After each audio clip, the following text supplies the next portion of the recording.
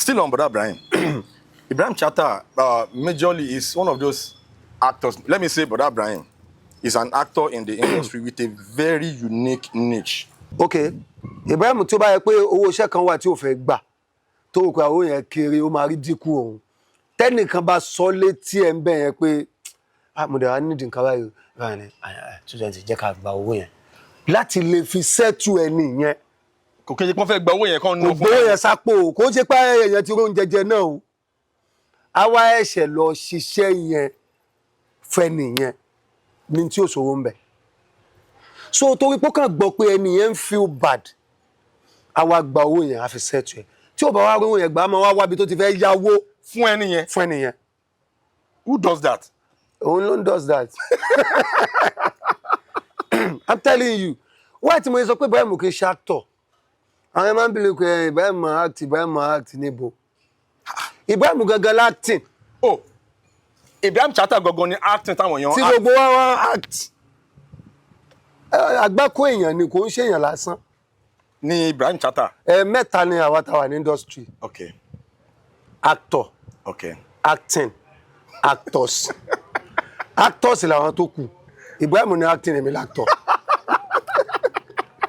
Kí wá lè mi? Lára àwọn actors. Mo wá sọ fẹ́ mi sí pé mo fẹ́ ṣe birthday. Okay. Wọ́n wá ní níjọ́ mo wá sọjọ́ fún wọn àwọn máa wà ń bẹ̀. Okay.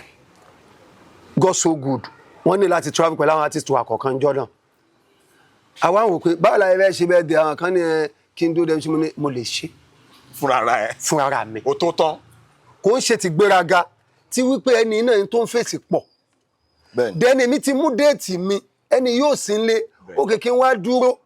Ìwọ náà gbé níbi tó bá ti ṣe kinní kan. Ìwọ náà má dúró de pé kí wọ́n á ṣe kinní kan fún ẹ. Tán bá ṣe plus ni. Okay. Mo wá ṣe birthday MC wa dán wa gbọ́ pé wọ́n lọ ṣe birthday bẹ́ẹ̀ ni sà àwọn ilẹ̀ làwọn ní kí ni káwọn fún mi fún birthday gift mo ní gbogbo tí agbára bá ti ká náà bá ní pé fóònù mò ń lò even mo tiẹ̀ ti ń lọ gan mo ti ń wọnú ilé lọ ètò ọmọ Bánkẹ́ Àtàkínọlá náà pè mí pé wọ́n ń pè mí nígbà tí mo wá débẹ̀ wọ́n á ní fóònù mò ń lò mọ́ ní iPhone 7X Plus Pro Max. iPhone máa dárúkọ ẹ lórí. Wọ́n wá rẹ́rìn níjọ́ náà wọ́n wá tọ́ bọ́ọ̀lù fún pé fóònù tọ́wọ́ àwọn bá ti bá ni o. Aláyẹn tọ̀ okùn wọn kọ́ lọ́n pẹ̀lú bí wọ́n ṣe rí àtàrin àwọn àtọ́lọ́n. Wọ́n ti wá tọ́ bọ́ọ̀nù mọ́tò báyìí wọ́n kàn yọ páálí jáde ni nígbà tí iPhone bọ́ sí mi lọ́wọ́ iPhone 13 Pro Max àṣẹ Pro Max tí mo fi sí 7 àṣẹ mi ó padà ní Pro Max original.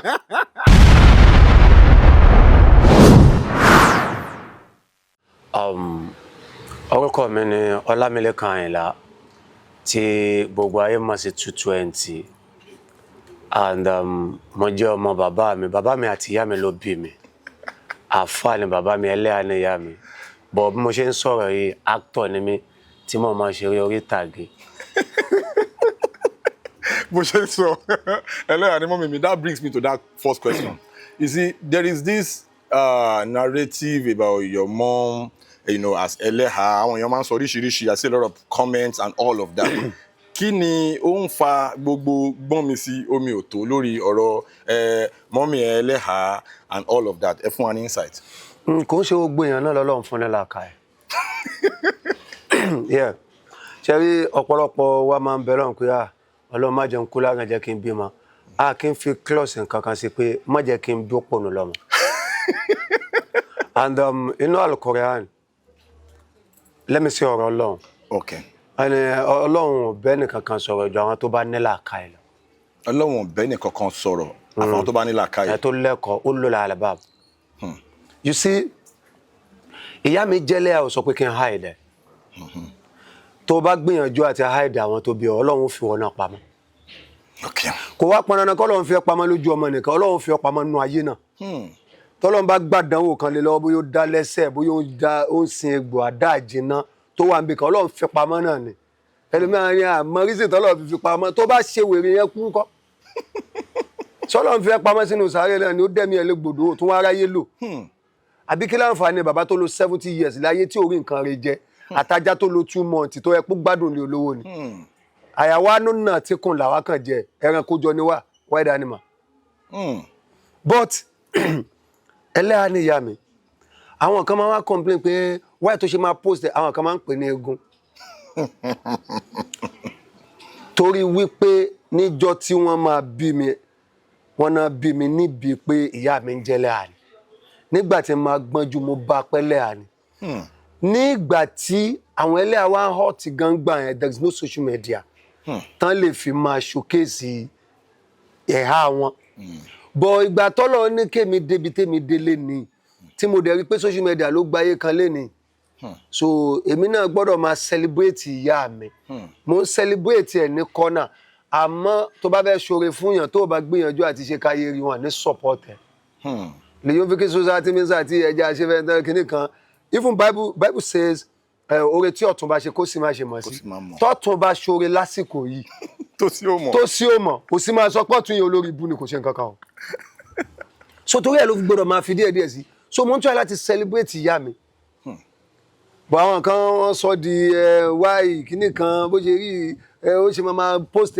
even àwọn tán jẹ́ Muslim wọ́n máa ń wá DM mi àwọn míì máa ń comment sí under page yẹn pé why kí ni mo wá post ẹ̀ fún what's the meaning of all this kíní kan so ẹni tí ò lè rí lé tiẹ̀ ṣọ́ ẹ lọ wo gbó wọn ilé wọn ò balance o ó lọ sí ọkùnrin mi ìyàwó ẹ̀ ń gbé fọ̀nù fún ni o ó dẹ̀ wá ń comment sí under page tèmi wá ń complain ó lọ sí obìnrin mi ọkọ ẹ larí ẹ̀ mọ́ nǹkan kó tó fowó oúnjẹ lẹ̀ kò rẹ́ báwo ni ìgbésí ayé wọn ṣe máa rọrùn ìgbésí ayé onígbésí ayé ló wá sọ bẹ́lẹ̀dà ṣe dóhùn pé yóò máa sọ wa tí ó fi fàyè lẹ́nu.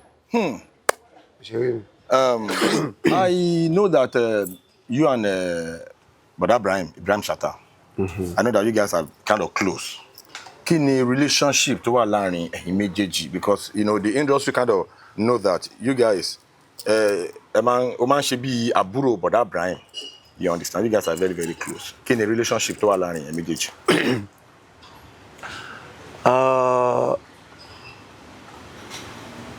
Ibrahim is my brother and I call him a father.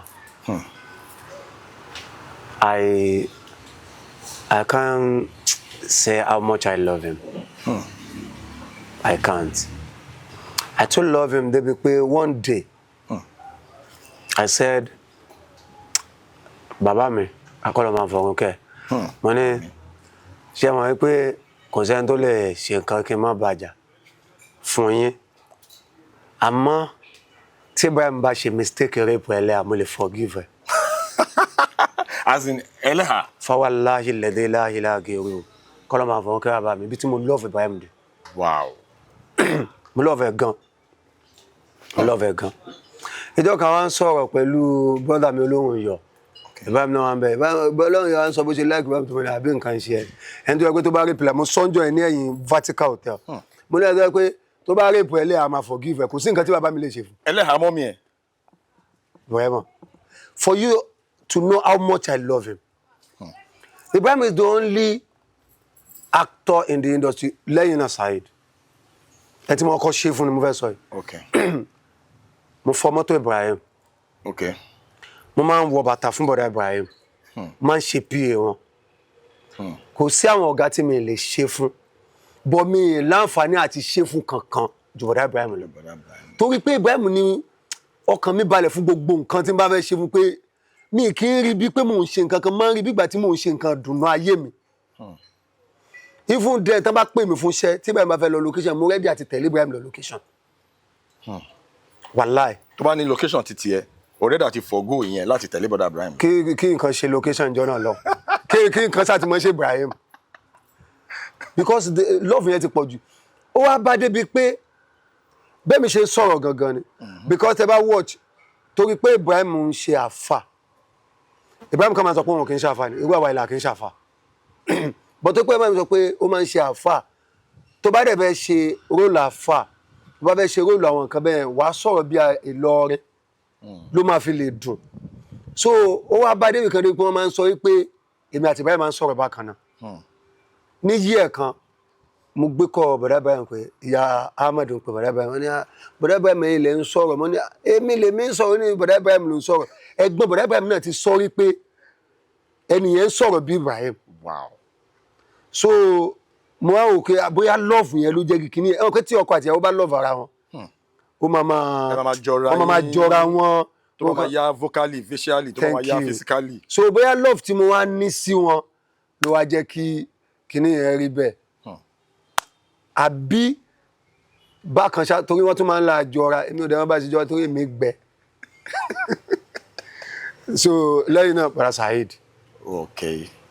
So èmi àti Saheed ni wọ́n á lè sọ pé àwa fẹ́ di 5 and 6 jù lé ní báyìí gbẹ̀mí àti Ibrahim torí pé ọ̀nà ti jìn síra wọn dèmi náà ti wá busy some people tó bá ní Ibrahim kọ́ gẹ́gẹ́ ni wàláhì mi ti wọ́n ti pẹ́ o ẹlòmíì mi ń lè sọ fún kẹ́ tó bá sọ pé kí ló ṣẹlẹ̀ wàláhì. Still on Brother Ibrahim.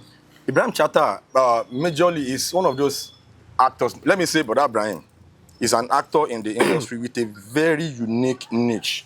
Like, all I want tí Brother Ibrahim ti ṣe ní industry fún àwọn èèyàn kan that when they talk about him, like for instance, there was a guy tó sọ fún mi níjọ́ kan pé ìjọ́ kan òun bímọ, òun fẹ́ ṣèkómọ, òun wá lọ bá Brother Ibrahim, òun wá pé Brother Ibrahim actually pé ìkómọ tó ń fẹ́ ṣe yìí kọ́ ló má jẹ́ kí ojú ti òun ni o. Pé Brother Ibrahim so Brother Ibrahim máa kọ́ àwọn padà pé okay èló ló need òun wá sọ pé iye báyìí ló òun need wọ́n ní iye yẹn ló kù ní àkáǹtì Brother Ibrahim gangan iye tẹ́ni yẹn sọ ló kù nínú àkáǹtì Brother Ibrahim Brother Ibrahim dẹ̀ transfer gbogbo owó tó wà nínú àkáǹtì wọn yẹn fún ẹni yẹn kò dẹ̀ sí one dime nínú àkáǹtì wọn mọ́ as a matter of fact bàtà tí wàá gbọ́ gist yẹn dé point kan mo wá rí i pé ó wá ń wà synonymous àwọn information yẹn ń sync because àwọn tó wà pẹ̀lú Brother Ibrahim ní moment tí kinní yẹn ṣẹlẹ̀ mo tún bá àwọn yẹn náà sọ̀rọ̀ àwọn yẹn náà sọ the same thing wípé àwọn wà lọ́dọ̀ Brother Ibrahim ní Ìbàdàn gbàyàn náà ṣì ń gbé ní bí ológun ẹrù ẹ̀hẹ́m pé as a matter of fact Brother Ibrahim send owó yẹn sẹ́ni yẹn kò sówó táwọn afi ṣebẹ̀ ní ọjọ́ yẹn mo wá pé báwo ni èèyàn ṣe máa wu àwọn irú ìwà bẹ́ẹ̀ yẹn tí ò kì í ṣe áńgẹ́lì Ọlọ́run. Ibrahim ò kì í ṣe èèyàn. How? máa sọ fún àwọn èèyàn pé Ibrahim ò kì í ṣe èèyàn and Ibrahim ò kì í ṣe actor. Àkàndá Ọlọ́run ni Ibrahim àkàndá ẹlẹ́dàá mi ni nǹkan tó ní Ibrahim ṣe yẹn kéré Ibrahim can give out a whole building kó lọ máa wá ibi tó fẹ́ sùn kó fún yàn. Like kan ní ilé kan fún yàn báyìí. Ó lè fún yàn. Kan dẹ̀ wà homeless. That is Ibrahim for you for us. Kò sí nǹkan tí ó lè fi tọrọ. Ibrahim kó ku okay Ibrahim tó bá yẹ pé owó iṣẹ́ kan wà tí ó fẹ́ gbà tó rò pé àwọn yẹn kéré ó máa rí dínkù òun tẹ́nìkan bá sọ létí ẹ̀ ń bẹ̀ yẹn pé mo dẹ̀ wá nídìí nǹkan báyìí báyìí ni student jẹ́ ká gba owó yẹn láti lè fi sẹ́tù ẹni yẹn. Kò kí n ṣe pé wọ́n fẹ́ gba owó yẹn kan nù. Gbogbo yẹn sápò kò ṣe pé èèyàn ti róúnjẹ jẹ náà o àwa ẹ̀ṣẹ̀ lọ ṣiṣẹ́ yẹn fẹ́ nìyẹn ní tí òṣòro ń bẹ̀. So torí pé kàn gbọ́ pé ẹni yẹn ń feel bad àwa gba owó yẹn a fi sẹ́tù ẹ̀ tí ò bá wá rówó yẹn gbà á máa wá wábi tó ti fẹ́ yáwó fún ẹni yẹn. Who does that? Òun ló ń does that. I'm telling you why tí mo sọ pé Ibrahim kì í ṣe actor àwọn ẹ̀ máa ń bìlẹ̀ pé Ibrahim máa act níbo Ibrahim gangan l'acting. Oh Ibrahim Chatta gangan ni acting táwọn èèyàn. Tí gbogbo wa wá act àgbákò èèyàn ni kò ń ṣe èèyàn lásán. Ni Ibrahim Chatta. Mẹ́ta ni àwa tá wà ní industry. Okay. Actor. Okay. Acting. Actors. Actors làwọn tó kù. Ibrahim ni acting èmi l'actor. Kí wá lè mi? Lára àwọn actors.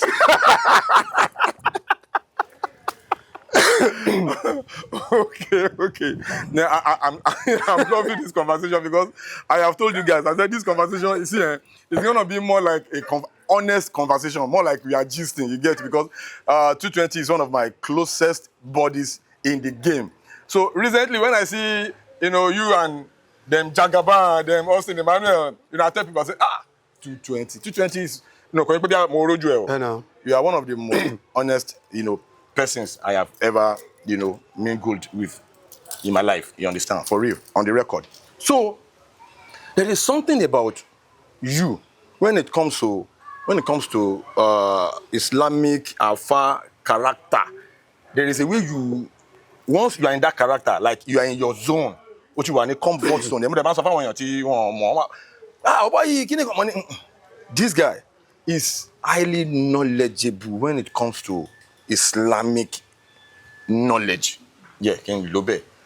Báwo ló ṣe jẹ́? Ṣé o gbé lọ́rin rí ni for the people àwọn èèyàn tí wọ́n mọ̀? Ṣé o gbé lọ́rin rí ni? Báwo ló ṣe ṣe? Then mo fẹ́ jẹ́ kí question yìí kó jẹ́ ìpele méjì. Okay. So I will throw the two, then the second one, then you answer the two in one bracket.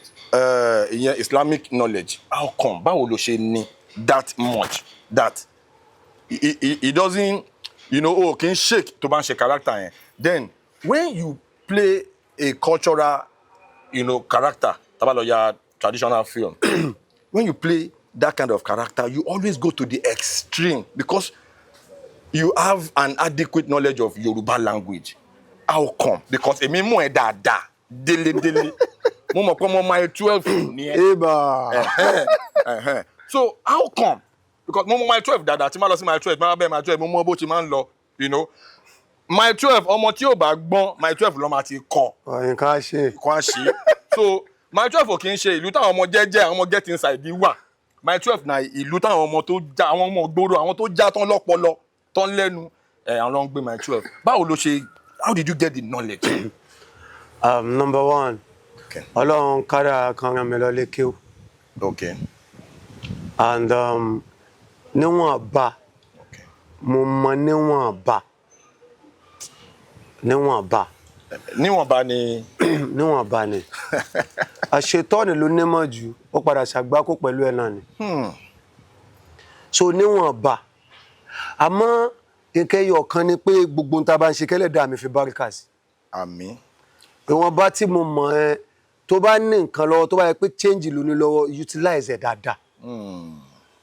Okay. Then tí bá ti wà nù character yẹn, mo máa ń fẹ́ ṣe níṣe wípé báwo ni màá ṣe rí máàkì kan fílẹ̀ tí n bá kún bẹ́ẹ̀ táyé màá sọ. Àní táwọn òbí wa ní ká lọ kọ́ ni. So tán bá wá gbé dé bí ìgbà tí wọ́n gbé ní téèyàn mọ̀ jẹ́dé ni. Do you understand? Yeah. Torí ẹ̀ nígbà míì tán bá sọ pé lágbájá ń ṣàfà, tàmẹ̀dó ń ṣàfà, làkàṣègbè ń ṣàfà, ìjọ kan ti ní àwọn kan tiẹ̀ màfà ṣe ju lágbájá kan lọ. Táwọn ẹ̀ bá ní àtúntò ètò wọn ní èmi kọ́ o.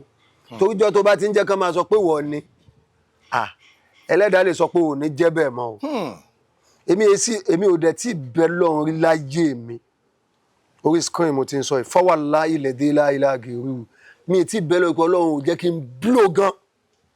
But the only thing tí máa ń sọ fọ́lọ́run ni pé tí tẹ́lẹ̀ mi ò fi gbà jẹ́ kí n relevant. So that is it. So tẹ́bà ti wá pé once they call you an actor, you have to give them what they want.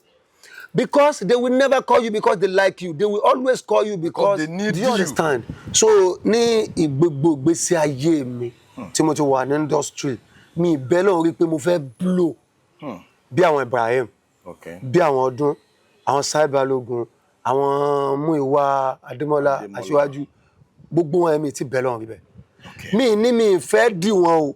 But the only thing tí máa ń bẹ́ lọ́run fún ni pé Ọlọ́run mo fẹ́ relevant tí n fi jáde láyé.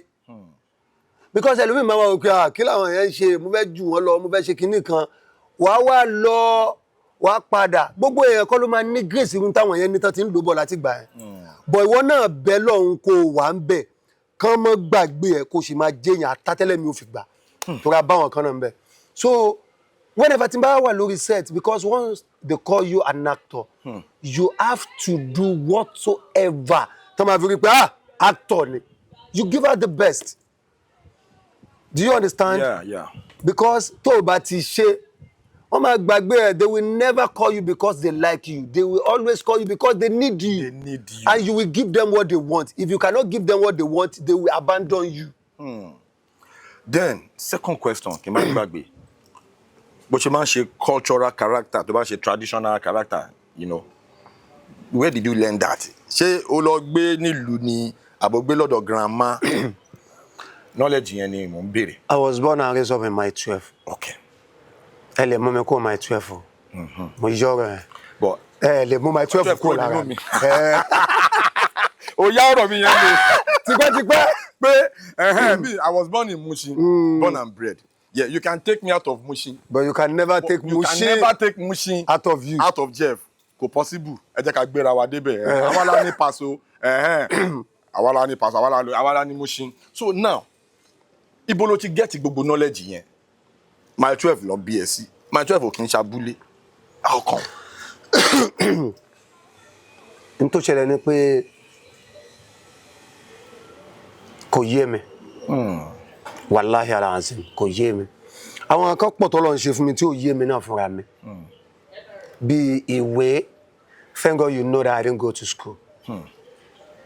Bí mo ṣe ń act, bí mo ṣe ń kọ script, bí mo ṣe ń ṣe gbogbo nǹkan tí mo ń ṣe, ètò pọ̀ kò yé mi.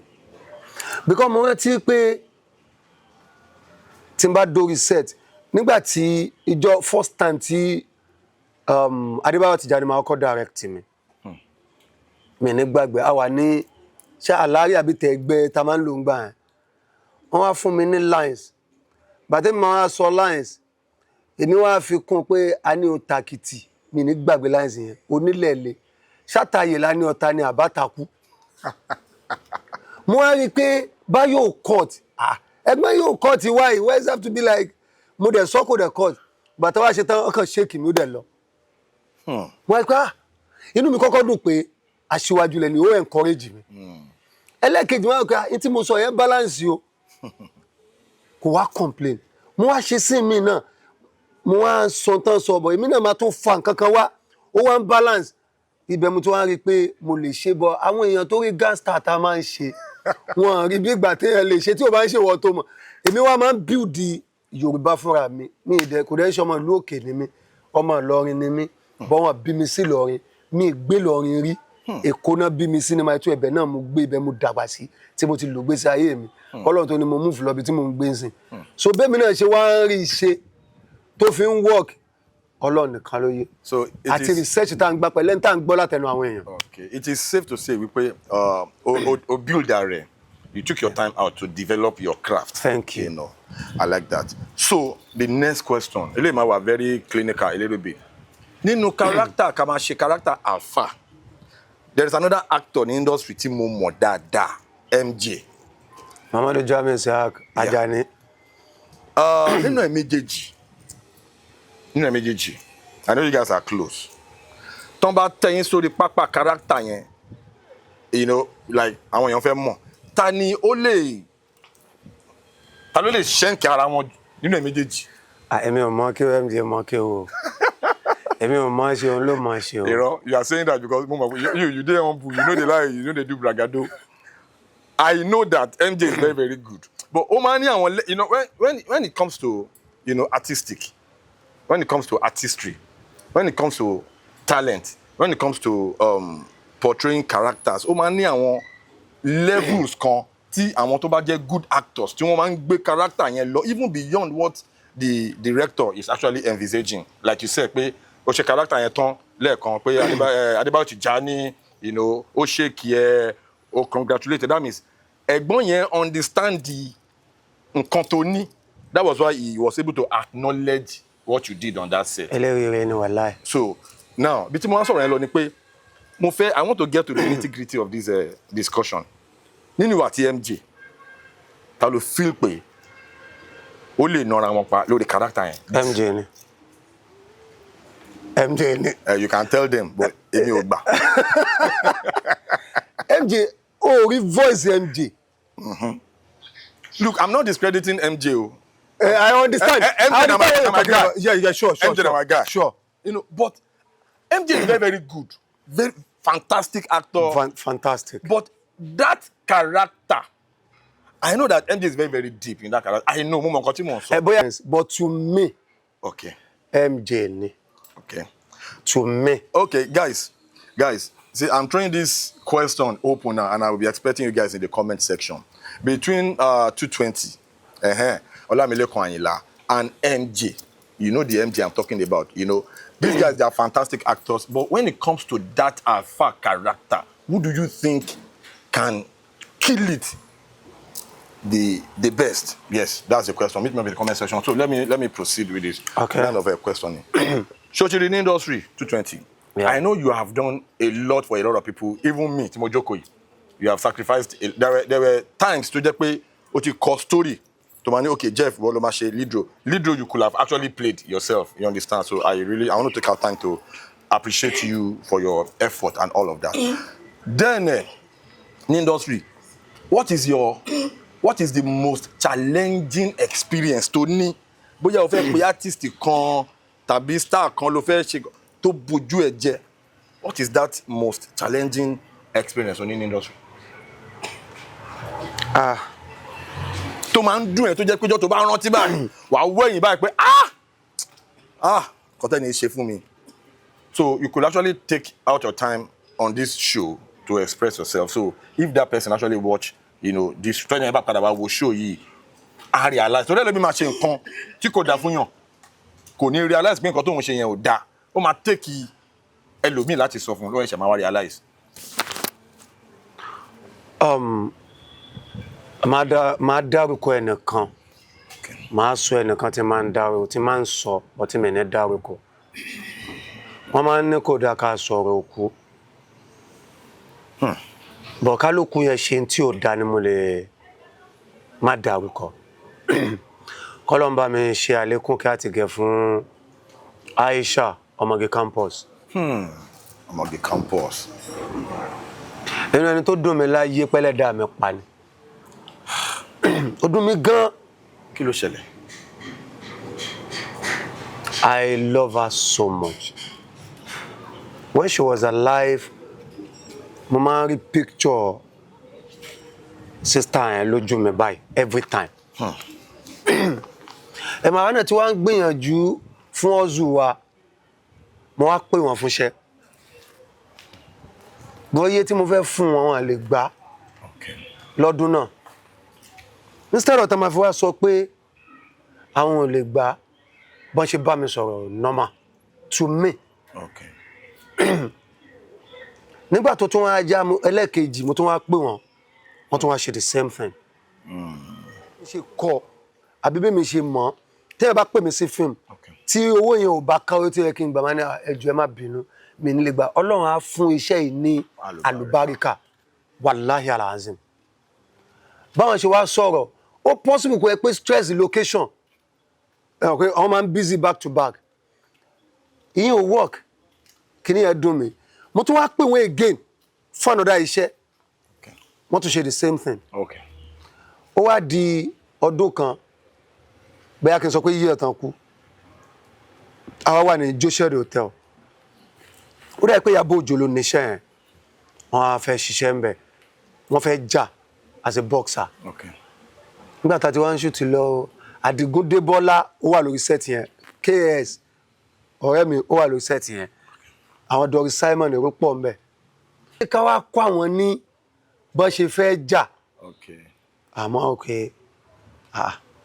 ká wá kọ́ wọn ní bọ́n ṣe fẹ́ jà bọ́n ṣe sọ fún mi ọmọ kan ní ẹnìkan wá pè mí pé 220 máa kọ́ wọn 220 is a boxer mo ní I cannot teach him I cannot teach her I cannot coach her pé tí n bá máa tiẹ̀ lọ kọ́yàn lẹ́sẹ̀ kò ń ṣe orú wọ́n wá lọ sọ fún wọn.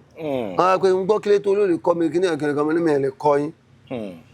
Kí ló ṣẹlẹ̀ mo ní ẹ ṣe báyìí fún mi. Wọ́n ní àwọn ò mọ̀ mo lẹ́ mọ̀ torí kò ń ṣe ẹ̀kan wọ́n wá níwà láì àwọn ò mọ̀ wọ́n wá bẹ̀ mí èmi dẹ̀ ti búra pé mi ní kọ́ wọn mo ní fáwọn láìlẹ̀dé láìlágẹ̀wé mi ní kọ́ wọn mo lè ṣe búra yẹn kò sí nítorí fi kún mi ní kọ́ wọn náà ni. Bọ̀gbà tá sọ kínní yẹn fún ara mi omi jábọ́ lójú mi pé ibẹ̀ mo ẹ̀ṣẹ̀ tí wọ́n rò pé ó lè jẹ́ bóyá ń ṣùtì lọ́wọ́ ó lè jẹ́ wọ́n wà lórí stress kan kí kínní yẹn wá ṣẹlẹ̀ mo wá feel bad and now kọ́ Alẹ́ Oyèkúnlé KS ọ̀rẹ́ mi coach ni mo wá ní ìjọba mi kọ́ wọn. Do you understand? But títí today mo máa ń rántí kínní yẹn pé inú mi wá dùn nígbà tán jáde láyé ó dùn mí gan nǹkan ṣe mí gan mo sick bọ́ inú mi dùn pé alhamdulilayi pọ́lọ́ ní kí n rí àǹfààní àti bá wọn sọ̀rọ̀ kan wá sọ pé kí n má bínú èmi náà wá fi bàdíjọ́ tán sọmọ ẹ̀ṣẹ̀ wá realize pé kò ń ṣe gbogbo tó bá ṣe èèyàn tán fi bẹ́ẹ̀ sọ ní kò gbọ́ tẹnu ẹni ìyẹn náà ìyẹn bẹ́ẹ̀ tẹ́ni tó ń bẹ láyé kọ́ lọ́mọ pa wọ́n báyìí. Àmín.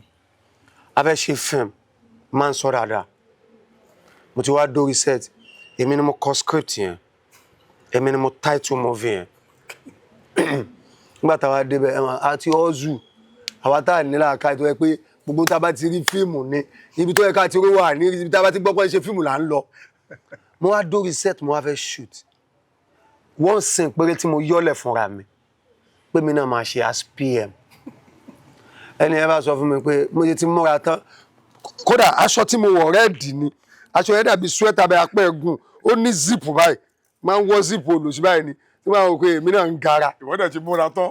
mo múra tán mo fọlọ́ ọ̀gbà Puff Daddy tó bá múra gbà yẹn mi lè bìlí kó múra dáadáa jù mí lọ. Lórí kàrákítà wọ́n sìn yẹn. wọ́n sìn tí mo fẹ́ ṣe inú fíìmù yẹn mo ṣe dórí sẹ́ẹ̀tì báyìí bọ́gà wa yìí ṣe sọ fún mi ní ọkẹ́ kí lélẹ̀. Ta ló mégún wa? Àbí ta ló mégún wa? Wàláhì tàláhì thumma billahi alladhi la ilaha illa ó ní bó ṣe rí eléyìí ló máa ṣe ẹ̀sìn báyìí. ó yẹ mélòó kó jàre ó wá pé ẹ̀yìn kan pé ìwọ máa bọ̀ mi fẹ́ dákun ẹ̀tàn pin yẹn náà pé ìwọ máa bọ̀ jàre ọ̀rọ̀ ọmọ eléyìí dà eléyìí ṣe ṣe bẹ́ẹ̀ sọ nìyẹn. Bàbá ìjọ náà nǹkan ṣe mí àwọn èèyàn dẹ́ kàn bẹ́ẹ̀ wọ́n á kọjú sọ́lọ́run mi tán jọ́ náà lọ bàbá ìyẹn máa ń dààmú Ọlọ́run ni o ò ní jẹ́ kọ́lọ́run rest wàá máa ní Ọlọ́run lára mo wá ní Ọlọ́run mi lára mo wá sọ fọ́lọ́ pé Ọlọ́run jẹ́ ń jẹ́ èèyàn jẹ́ kémi náà lè máa ṣe nǹkan dáadáa jẹ́ kéré mi náà ń di iṣẹ́ yìí mi ìdẹ́ kò lẹ́yìn pé bẹ́ẹ̀ náà mo ṣe like acting like that bọ́ kátẹ̀ náà sọ pé ìwọ má ṣe eré òyìn o káwọn afọgbọ́n tán mi kò bá dáa wọ́n yẹ̀yẹ́ mi tán ni gbogbo àpẹẹrẹ olóṣì tèmi náà ti wá kaṣọ aṣọ pupa yẹ̀yẹ́ olóṣì ara mi ń jọ náà lọ. Aṣọ Puff Daddy. so kíní yẹn dè ní Ọlọ́run kò tán làákà ẹ̀mí torí pé mi àti wọn a máa ń ríra dáadáa a máa ń pàdé dáadáa mo wá pè wọ́n fún iṣẹ́ nígbà tó Ọlọ́run lòun dé sọ́nà ọ̀dọ̀ wa náà tíntìní torí pé Ọlọ́run dé sọ́dọ̀ wọn tán mo wá pè wọ́n fún iṣẹ́ wọ́n disappoint mi owó mi sì ń bẹ lọ́wọ́ wọn wọ́n tún ní àwọn máa padà wá wọ́n tún disappoint mi. 220 hold up. Actually, show you unscripted with Jeff. You see, the essence of this show is we say it exactly the way it is. It's basically unscripted. You understand? Baba ṣe feel la ṣe máa ń sọ lórí ètò yìí. So gbogbo mi ìfẹ́ sọ ṣé Ọlọ́run lẹ́ni yẹn ni? Ṣé áńgẹ́lì lọ́nà lẹ́ni yẹn ni? ẹni yẹn ń sọ lọ. Ọba gbé yàn bíi tiẹ̀ ni. Come on now. I know you now. You are one of the bravest. Torí pé èmi àti wọn ti jọ Dubai. Náà ló máa fi da kó wá sọ pé nǹkan tẹ́ ṣe lọ́jọ́ báyìí ó jẹ́ nǹkan tó dùn mí. Mi sọ pé bóyá mo fi bá jẹ́. Pé mo ti dárúkọ ẹnìkan. Ọ̀yẹ́ kọ́ lọ fi orí jì Aisha Abimbola. Inshallah Ọlọ́run. Gbogbo nǹkan tó fi sílẹ̀. Kọ́lọ́ mọ́ bàjẹ́ wàláì. Wájú tán dojúkọ Ọlọ́run afárùkù kan. Àmín. So eléyìí náà. Sórí tẹ́ni yìí ẹ má jẹ́ nsú ilé ìbí. Ká ní mo mọ̀ kí n máa dárúkọ ni màá rí fi sọ̀rọ̀ yẹn dáadáa bọ́ mo ti sọ bó ṣe ràn mí lé mọ̀. Ok, actor wo ló wá fi replace ẹ bí i come on. Tí n bá dárúkọ actor yẹn. Kò sẹ́ni tó máa mọ ẹni tó pe actor yẹn sórí set so. Ok ok àwọn tó máa ń tán ti. Ta ni actor tí wọ́n pè fi replace ẹ̀ nígbà tó lọ kó sí aṣọ Puff Daddy. Finest náà fi replace mi. Finest tó plate number tó name number ni finest. Kò kí n ṣe finest Fúnṣọ́ Adéolú. Ọ̀nà kò kí n ṣe àwọn ẹ̀gbọ́n wa. Bàbá dáadáa. Finest Safoli. Finest yẹn. Ok. Ó náà fi replace mi jọ náà lọ. Ok. Pé ọmọ lélẹ̀. Ọmọ rèé eléyìí dáa. Eléyìí yanjú lọ́mọ. Kò kí n ṣe tó kó sí àlùbọ́sà. Mi sọ́rí náà tí báyìí kò ní sọ́lé ni finest ni. Finest ni. Ó náà fi replace mi jọ náà lọ. A dúpẹ́ fún Ọlọ́run. Alhamdulillah. Ọ̀rọ̀ yẹn lọ fà. Kí Ọlọ́run kó forí jì Murphy Afolabi. Allahumma amen. You see, I always say it in most of my videos. Murphy Afolabi was one person that helped a lot of people in the industry.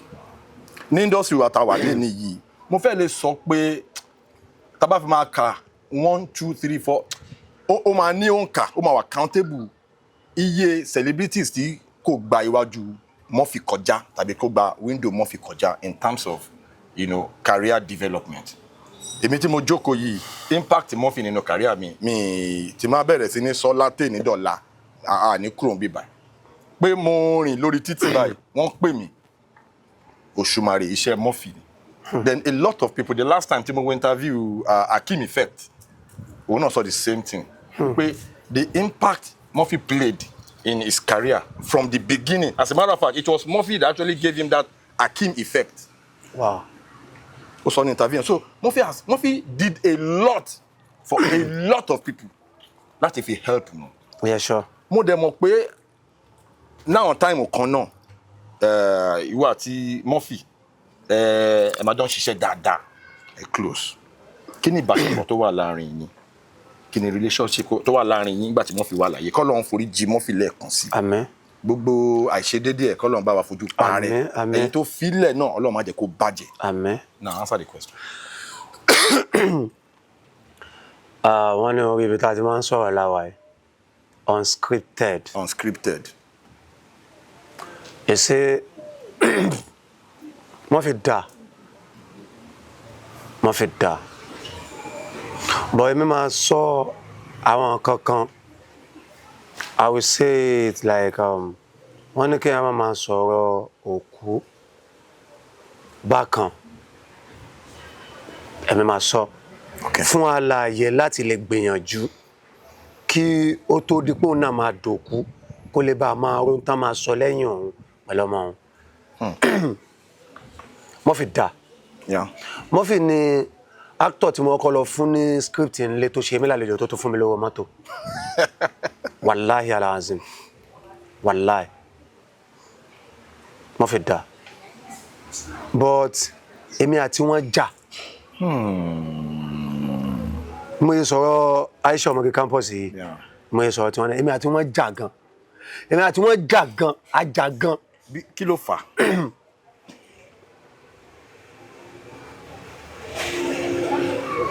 Kí ló fà náà? Bóyá ọ̀rọ̀ iṣẹ́ náà ni. Bọ́ láti Murphy jà gan. Okay. Ó dà pé lórí ọ̀rọ̀ iṣẹ́ àwọn kan náà dàrin wa rú. Do you understand? Àgàgbà tá à ń ṣe ojú ẹkùn. Movie Àwẹ̀dá. Okay, àtàwọn AK. Àwẹ̀dá AK. So ní 2014. Okay. November, àjà dáadáa. Bọ́ àjà níjà kí n máa rántí pé gbọ́n àtọ̀gá ni wọ́n mọ́. Bọ́ kùdìẹ̀kùdìẹ̀ ṣì máa kù nínú jẹ́ èèyàn. Àmọ́ Murphy ṣì máa ń ṣe pé àgbà ni mí. Má jẹ́ orí bẹ́ẹ̀.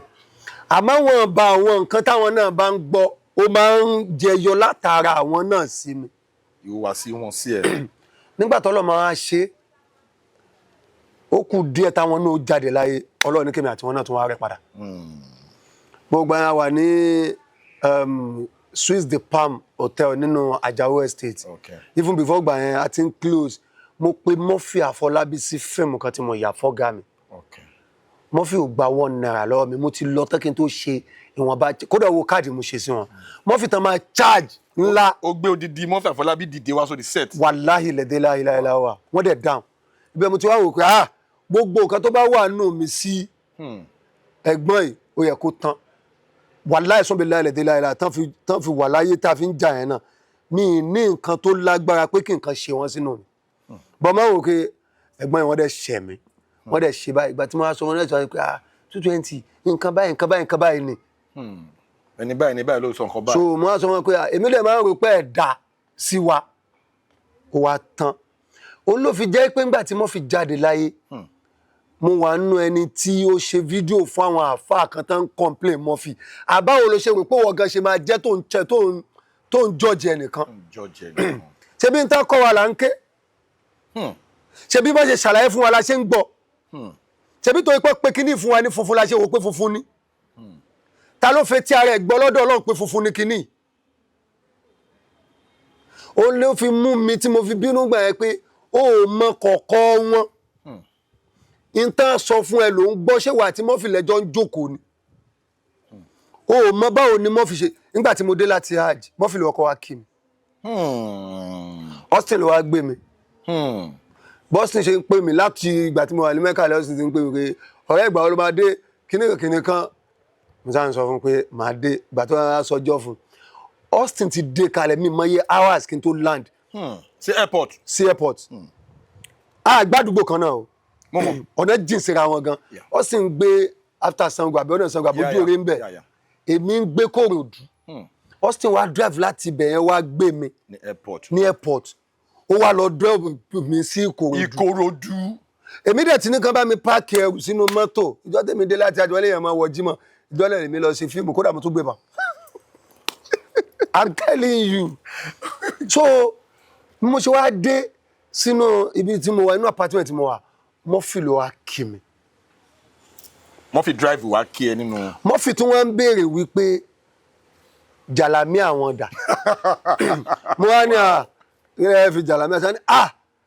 ó rántí orúkọ mi ni Abdul Maruf lórúkọ mi oh really Maruf pé ó máa fún mi jàlámí èmi àti wọn wá sọ̀rọ̀ ganjọ́ yẹn Murphy wá ní àwọn dẹ̀ gbọ́ ogun tí mo bá wọn sọ kódà àwọn ò lọ sí Maka subhanallah àmọ́ ìṣirikú wọ́n gbowó Mẹ́kà Murphy lẹ́yìn ìgbà tí Murphy jáde láyé tán ni ọ̀pọ̀lọpọ̀ èèyàn mọ̀ pé Murphy fẹ́ lọ Maka Murphy fẹ́ lọ sí Mecca because normally gbogbo wa la mọ̀ pé Murphy was a traditionalist wọ́n wá mọ̀ kọ̀ọ̀kan Murphy àwọn nǹkan tí Murphy ti change wọ́n mọ̀ ọ̀pọ̀lọpọ̀ nǹkan tó ti change lọ́dọ̀ Murphy oh my god ẹ̀yin wá yarí pé wáì tó ṣe máa jẹ́ kinní kan wáì tí kinní kan ṣe máa ṣẹlẹ̀ nígbà tó jẹ́ wípé ṣọṣọṣọ òṣì ni ẹ̀ níwádìí and wàlá tẹkifímọ́ lẹ́sẹ̀ alákàbí alimu inna sama wàlúbásọ wàlúfọwádà kullun ulaika kana anhu mas'ula gbogbo nǹkan tó wà lára wa ni ó jẹ́jọ́ fa kílé tó ń sọ tó mọ̀ ó dẹ̀ péré láàfà reason nìyẹn tèmi ṣe takú wọn gbà because èèyàn dáadáa ni Murphy kò sẹ́ni tí èè níbi tó kù sí o bọ̀ lọ́dọ̀ tèmi tán ṣe sọ́dọ̀ mi èèyàn dáadáa ìgbà tèmi rò pé wọ́n ń ṣe èèyàn dáadáa nígbà tá a máa padà gbọ́rọ̀ ẹ̀ mo padà rí pé èèyàn nídìí láti máa torí ẹ̀ láfi máa kẹ́kọ̀ọ́ sí everyday. Òṣèré nù. So recently ara àwọn videos kan tí ó ń pop up tí àwọn ọ̀gá wa nídìí iṣẹ́ Babalálude àti Apinni wọ́n ṣe interviews different times wọ́n wá sọ the same thing tó ń papọ̀ but àmọ́ pé wọ́n náà kind of ó wà nínú fíìmù tí mo sọ yẹn so wọ́n sọ̀rọ̀ àwọn campaign tán fún àwọn lówó bàtí Alápinni náà máa sọ̀rọ̀ àwọn náà sọ the same thing ọ̀rọ̀ yẹn wá ń jọra wọn mo wá rántí time tí campaign yẹn ṣẹlẹ̀ tí Àdùnní Adé tí ó ń enter àwọn Basira Badia àti Aminatu Pàpàpà tí ránkọ yẹn àti Ìyábọ̀ Òjó tí ránkọ yẹn wà lórí íńtánẹ́ẹ̀tì. ìyàwó ilé mi ló dákọ̀ ẹ̀. ìyẹn Ìyábọ̀ Òjó. Aminatu Pàpàpà no ìyàwó ilé Lukman Raji ni ìyàwó ilé ẹ̀gbọ́n ni. wọ́n ti lé Lukman dànù. ẹ̀gbọ́n Lukman Raji ṣe ń gbọ́ nǹkan tí túkẹ́ ti sọ èmi ò sí ń bẹ́ o so ṣé bó ṣe ṣẹlẹ̀ sí àwọn Lálùdé wípé wọ́n jí àwọn lówó wọ́n bójú àwọn jẹ́ nígbà táwọn campaign tán yẹn ló ṣe ṣẹlẹ̀ sí ìwọ náà ni àbí kí experience wọ. ṣeré ọ̀rọ̀ yẹn deep. ó lọ fà òun la ṣe pè ní unscripted ibi tá a ti máa ń bo tá a ti máa ń tú aṣọ lójú eégún. wàláì mi ní hide kankan sínú mi bó ṣe rí lọ́dọ̀ mi ni màá ṣe sọ yìí. ìjẹ́ ta ni mo ẹ̀ṣẹ̀ gbọ́ lẹ́nu ìyá dáadáa mi kan wípé bá mi Oòduà ṣe fídíò kan mo ní wàláì mi rí de ní ọlọ́mì tí rí títa Alápinni bá mi àgbàlagbà òòṣà mo rí yẹn fẹ́rẹ́fẹ́ bọ́ mi ráyè wò bọ́ mo ti wá ń plan pé tí n bá ti ní time àwò òru ni mo parí shoot.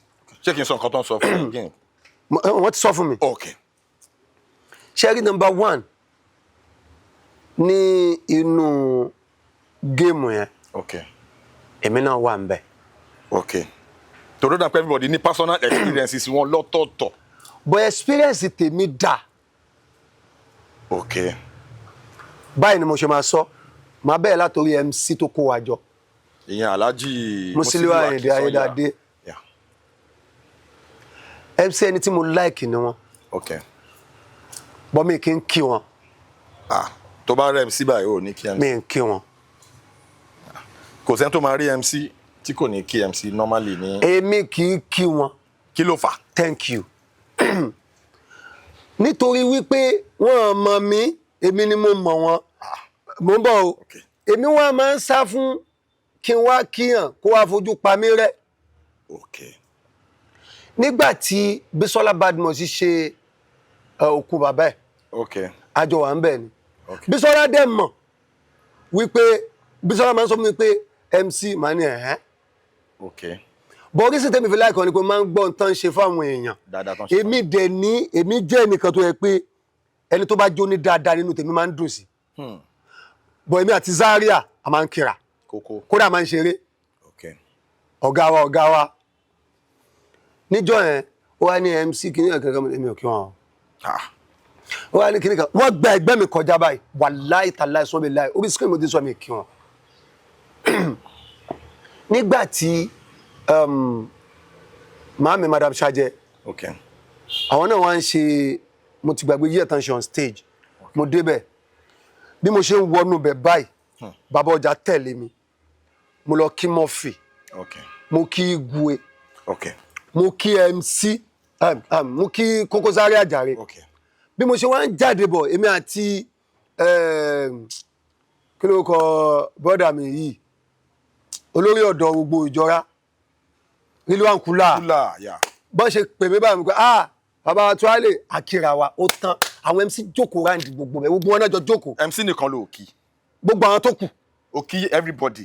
mi kí everybody èmi ò ń parọ́ mo ṣe ń wọ bẹ̀ báyìí mo kí Murphy mo kí Igwe mo kí bàbá ọjà kọ Murphy Igwe bàbá ọjà Musiba ló tẹ̀lé mi kò ń ṣe Jigan so bí mo ṣe wá ń jáde mo kí Koko Zaria bí mo ṣe wá ń jáde bọ̀ tí mo fẹ́ kó láàrin ibẹ̀ yẹn lèmi àti ní kíní wá pè mí Rilwan Kula mo ṣe rí wọn báyìí wàláì mi ìdẹ̀ rí wọn tẹ́lẹ̀ mo wá kí wọn mo dẹ̀ lọ nígbà tẹ́mi àti Bísọ́lá ń sọ̀rọ̀ mo tún wá sọ wọn pé wàláì mo débi táwọn MC wà pé mi kí wọn Bísọ́lá sọ mi pé ẹni yóò dẹ̀ nímọ̀ kó máa ń sọ̀rọ̀ òun o mo ní mi lè kí wọn tọ́lọ̀ ń bá wa ní bóyá bí kò èrò tán pọ̀ tó bá tiẹ̀ máa jẹ́ mi àti wọn nìkan ó ṣe ń bẹ́tà tó bá yẹ̀yẹ́ mi ó wà ní inú gbèsè ayé mi yẹ̀yẹ́ mi ò ní kárí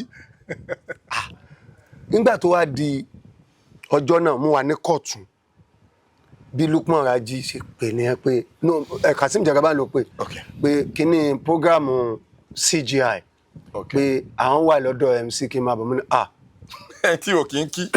ó wá ní kí n máa bọ̀ jáde pé Lukman àti Amina pápápá ìyẹn ìyàwó ilé mi tí Lukman bá mi fẹ́ lọ́wọ́. ìyàwó ilé Lukman Raji. tí Lukman bá mi fẹ́ lọ́wọ́. ó wá ní pé kí n máa bọ̀ ń bẹ̀ páwọn náà ní kó ń pè mí nígbà tí màá débẹ̀ àdúró nígbà tá a máa rẹ́ MC first time tá a máa kọjọ ní one-on-one conversation bẹ́ẹ̀ MC ṣe kí mi mo ní mo dára. báwo ló jẹ kí ẹ. wọ́n kí mi wọ́n tún wá ń bá wa sọ̀rọ̀ bí ìgbà tó yẹ pé akáyẹ fún ṣe bí ìgbà tó rẹ àtọ̀rẹ́ jọ jókòó tó jọ ń sọ̀rọ̀ lórí ìdúró tá a wà kí ni wọ́n bá wọn bẹ̀ ń jọ Abímbọ́lá Bímbọ́ Thomas wọ́n tún sọ̀rọ̀ wọ́n tún wá bá wa sọ̀rọ̀ wọ́n wá sọ̀rọ̀ àwọn ọ̀rọ̀ kan nípa kéèsì Jagaban ń jọ yẹn tó ṣe àwọn ìwà kan tó wù sí ẹni tó jẹ́ bí ọ̀gá ẹ̀ kan wọ́n wá ń bá wọn ṣètù ẹ̀ wọ́n wá ń ṣe bí àfọ oníwàásì wọ́n á pé wà ó nígbà tó wáyá ní 220 náà máa bí kan ní òtìlọ́gá lọ́kọ̀ orúkọ ẹ̀ mo wá kúrò mo wá sọ fún Lukman pé ẹni mi kí n kí o èmi ò mọ̀ pé èèyàn báyìí ni ẹni yìí o mo ní n tó tún wáyà mi lẹ́nu pé bó tí wọ́n ń sọ̀rọ̀ wọ́n wá ń wá kí nǹkan dáa wọ́n wá advice wọ́n wá ń lecture wọ́n dẹ̀ wọ́n ní heart mi tán yanyan ju ètò tí wà nínú máìdì mi tẹ́lẹ̀ lọ so ìgbà tá a wà ń bẹ̀ èmi wá máa ń wò wọ́n máa sọ wọ́n di mirror tá bá ti wá God so good àwọn náà wá like mi mo sọ lórí screen wallahi ta'ala ẹ̀sùn bí lára àǹsìn even nígbà tí ọ̀gá wa kan ṣẹ̀ mí nínú ibẹ̀ yẹn wọ́n lọ́wọ́ agbára àwọn náà lágbára tán ṣẹ̀ mí tí mo fẹ́ bínú wọ́n wá pẹ̀ MC wa MC ló jẹ́ kó rọrùn ìkànnì àwọn nárébù tó tẹ̀lé wọn jọ́nà fẹ́ máa sọ̀rọ̀ bákan mo wò pé tí n bá wọnú ẹ̀ ó ní délé ayọ̀ṣá orí screen mo ti ń sọ yìí mi ò ń parọ́ even níjọ́ yẹn mo ti ń wọnú ọ̀gá wa yẹn lọ Madam Chaje ló ní àìlágbẹ́nu sọ̀hún wọn bí mi rí mu dákẹ́lẹ̀ kan náà ṣé you understand so Ọlọ́run ò jẹ́ kí ní nǹkan kan ní máa mú kan pé ó kàn wọ́n pò wá torí pé àwọn la wá ṣe fún ni ò jẹ́ kí mi rí nǹkan kan rò. Wọ́n jẹ ìwọ náà lówó because mo rántí dáadáa ní táìmù yẹn. Wọ́n jẹ mí lówó. Mo fẹ́ rephrase question yẹn dáadáa ní ká lè ní clarity. Torí pé táìmù yẹn Àdùnní Adé ń bá wọn fà pé èló gangan lẹ́gbà tẹ wá ń ṣe balabulu lórí íńtánẹ́ẹ̀tì. Kò ń ṣe torí èmi ò mọ̀ ẹ jẹ́ kí mi sọnù mi pẹ̀lú àwọn kọ̀ọ̀kan kò ń ṣe torí owó mo ṣe lọ kò sẹ́ni tí ò ń ṣe nǹkan torí owó torí páàrọ̀ owó bọ́ ó ti ní love àwọn nǹkan kan tí o ti ń rí lókèrè tẹ́lẹ̀ ó ti wá kún nǹkan tí ó ń ṣe yìí so mo wá ń rí love yẹn bẹ́ẹ̀ then tá a bá ní tanra wa à ń rí tẹ́rẹ́tẹ́rẹ́ ń jọ náà lọ. ní camp tá a wà. promise tí wọ́n promise pé tí gbogbo ẹ tó bá ti sẹ̀. a gbowó. ẹ máa gbowó gbẹmu yẹn ni kò wọlé. níjọ́ tí wọ́n gbé wa lọ sí ọ̀dọ̀ gọ́vánà ló ń fẹ́ fún wa lówó. bọ́ MC làwọn fẹ́ fowó àwọn ṣe náà. kí owó gọ́vnà tó jáde. MC wa ní táwọn bá ti ṣe tán pé tó bá ti dán wọ́n máa lè fún oníkálukú ní nǹkan tó máa rọ̀ lọ́rùn. gbogbo aládìrẹ̀ mọ̀ wípé ijọ́ tẹ́bí bá ń pa ni lára mọ́ yáyàn àti báyàn gbé sí àpéyẹ jókòó dáadáa ijọ́ tó bá ti yóò lè fẹsẹ̀ táṣí àyàn pàtó bá fẹ́ jókòó lè gan. so àwọn ṣe gọ́fúnà ìlú yìí His Excellency Babájídé Sanwó-Olú àwọn náà dẹ̀ fẹ́nu ara wọn sọ pé MC náà máa ń pè wọ́n pé MC ní ó ní káwọn pé òun máa ṣe wọ́n sọ ọjọ́ náà lọ. so MC ń ṣe MC sọ fún wa wípé aṣíwájú nìkan kó wa wá pé bọ̀ bóyá ọ̀rọ̀ owó abẹ́rẹ́ kan mi ìrántí dáadáa bọ́ wọ́n nìkan kó wa wá ṣá wọ́n wá ní kò tí ì yá. ó ti yé mi. pé àwọn fẹ́ ká bá kinní yẹn débi kan. kí kinní wa lè bá a kí. kó lè kí ká láti yẹn lè máa mi fóònù yín. ó wá possible kò yẹ pé ńgbà tí aláyé náà ti dórí ipò wọn. làwọn náà wá wò pé tọ̀ mo ti débi tí mò ń lọ. ẹ̀yin yìí ẹ̀ ní mí nì. torí pé bàbá mo ń sọ mi ní kéèyàn máa wà fún mi o tó wọ́n pé tán bá dákọ̀ àwọn aṣíwájú àbáwọn àwọn kan máa ń wá fún wọn. èmi ò ń ṣòṣèlú mi kì í sọ̀rọ̀ pé mo fẹ́ báyàn jà bọ́ téèyàn bá wá fún mi tó bá rọ̀ mí lọ́rùn mo lè sọ̀rọ̀ tó bá rọ̀ mí lọ́rùn mo lè má sọ èmi ò sábà sọ̀rọ̀ bọ́ ẹ tó bá fẹ́ ṣàgbákò ni ó wà fún mi tí mo ń sọ yìí. torí pé ibi tí mo ń lọ gangan nìyẹn torí pé táìmù tí election yẹn ń lọ a lot of backlash ó wá fún àwọn celebrities wa gan especially àwọn celebrities tí wọ́n lọ campaign openly bíi títí ẹ báyìí so àwọn èèyàn mo rí pé àwọn èèyàn máa ń wọnú comment section bú anybody dọ̀là ó sì ń ṣẹlẹ̀ báwo lo ṣe cope. tí Ọlọ́run ò fi jẹ́ kí eré mi mú thank you wàláì àlàsìn bóyá nítorí pé ẹ̀rọ pé ọmọ ẹ̀ ní gbogbo àwọn táwọn mẹ́mi mo kéré jù. ìrọ̀wọ́ kọ́ ló kéré jù. bóyá nítorí ẹ̀ náà ṣe rí iná rí mi. náà ṣe rí sí iná rẹ. náà ṣe rí iná rí mi pé mo wà lára wọn bóyá mi ò ń parọ́ mo ń bà bọ̀ nígbà táwa kúrò lóòótọ́ wọn náà fẹ́ fún wa ní nǹkan. so MC sọ débi pé àwọn kan wà wọ́n máa ní ọ́fíìsì pé wọ́n máa lọ máa yọjú odidi building kan náà fẹ́ gbé kalẹ̀ pé wọ́n máa lọ máa yọjú sí ibi tí àwọn èèyàn tẹ́bi bá ti ń pa wọ́n. àwọn ibi tó bá yẹ kán fix nǹkan sí. bó MC ń sọ nísọ títí wọn ni sáwọn níjọba gangan ni. ìjọba tọ̀dọ̀ wọn ọ̀tọ̀ bóyá ìjọba ni ò wá jẹ́ kó work I don't know. èmi ò dẹ̀ láǹfààní láti lọ bẹ́ MC pé ìtẹ́lẹ̀ ṣe ń jọ náà lọ́hùn kan. torí wípé lẹ́yìn ìgbà yẹn èmi àti wọn ti pàdé dáadáa ní bóyá bí occasion tán ṣe dáadáa sí wa. nígbà tí mo wà nínú house yẹn birthday mi bá wa ń bẹ̀ mo wá sọ fẹ́ MC pé mo fẹ́ ṣe birthday. wọ́n wá ní níjọ́ wo mo wá sọjọ́ fún wọn àwọn máa wà ń bẹ̀. God so good wọ́n ní láti travel pẹ̀lú àwọn artist wa kọ̀ọ̀kan jọ náà. àwa ń wò pé báwo la fẹ́ ṣe birthday àwọn kan ní kí n tó dẹ́mi sí mo lè ṣe. fúnra mi. o tó tán. kò ń ṣe ti gbéraga tí wípé ẹni náà tó ń fèsì pọ̀. dẹ́ni mi ti mú déètì mi ẹni yóò sí nlé òkè kí n wá dúró ìwọ náà gbé níbi tó bá ti ṣe kinní kan ìwọ náà má dúró de pé kán wá ṣe kinní kan fún ẹ tán bá ṣe plus ni Okay. mo wá ṣe Birthday. birthday yẹn MC wa dán wa gbọ́ pé wọ́n lọ ṣe birthday mo ní bẹ́ẹ̀ ni sà àwọn ẹ̀lẹ́ làwọn ní kí ni káwọn fún mi fún birthday gift mo ní gbogbo tí agbára bá ti ká náà bá ní pé fóònù mò ń lò if mo tẹ̀ ti ń lọ gan mo ti ń wọnú ilé lọ ètò ọmọ Bánkẹ́ Àtàkínọlá náà pè mí pé Okay. wọ́n ń pè mí nígbà tí mo wá débẹ̀ wọ́n á ní fóònù mò ń lò mọ́ ní iPhone 7X Plus Pro Max ni mo. iPhone má dárúkọ ẹ lórí. wọ́n wá rẹ́rìn níjọ́ náà wọ́n wá tọ́ bọ́ọ̀lù fún pé fóònù tọ́wọ́ àwọn bá ti bá ni o.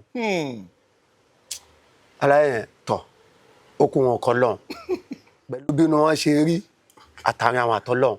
wọ́n ti wá tọ́ bọ́ọ̀nù mọ́tò báyìí wọ́n kàn yọ páálí jáde ni nígbà tí iPhone ó bọ̀ sí mi lọ́wọ́ iPhone 13 Pro Max àṣé Pro Max tí mo fi sí 7 àṣé mi ó padà ní Pro Max original. Do you understand? Mo understand. wọ́n fún mi. Wow. Wàláì. Ó gba iPhone 13 Pro Max tuntun lọ́wọ́ MC. pẹ̀lú páálí. Aláàtì ẹ ti dún gbẹ̀gbẹ̀gbẹ̀ kí lè wá tún bá káàkiri. Thank you.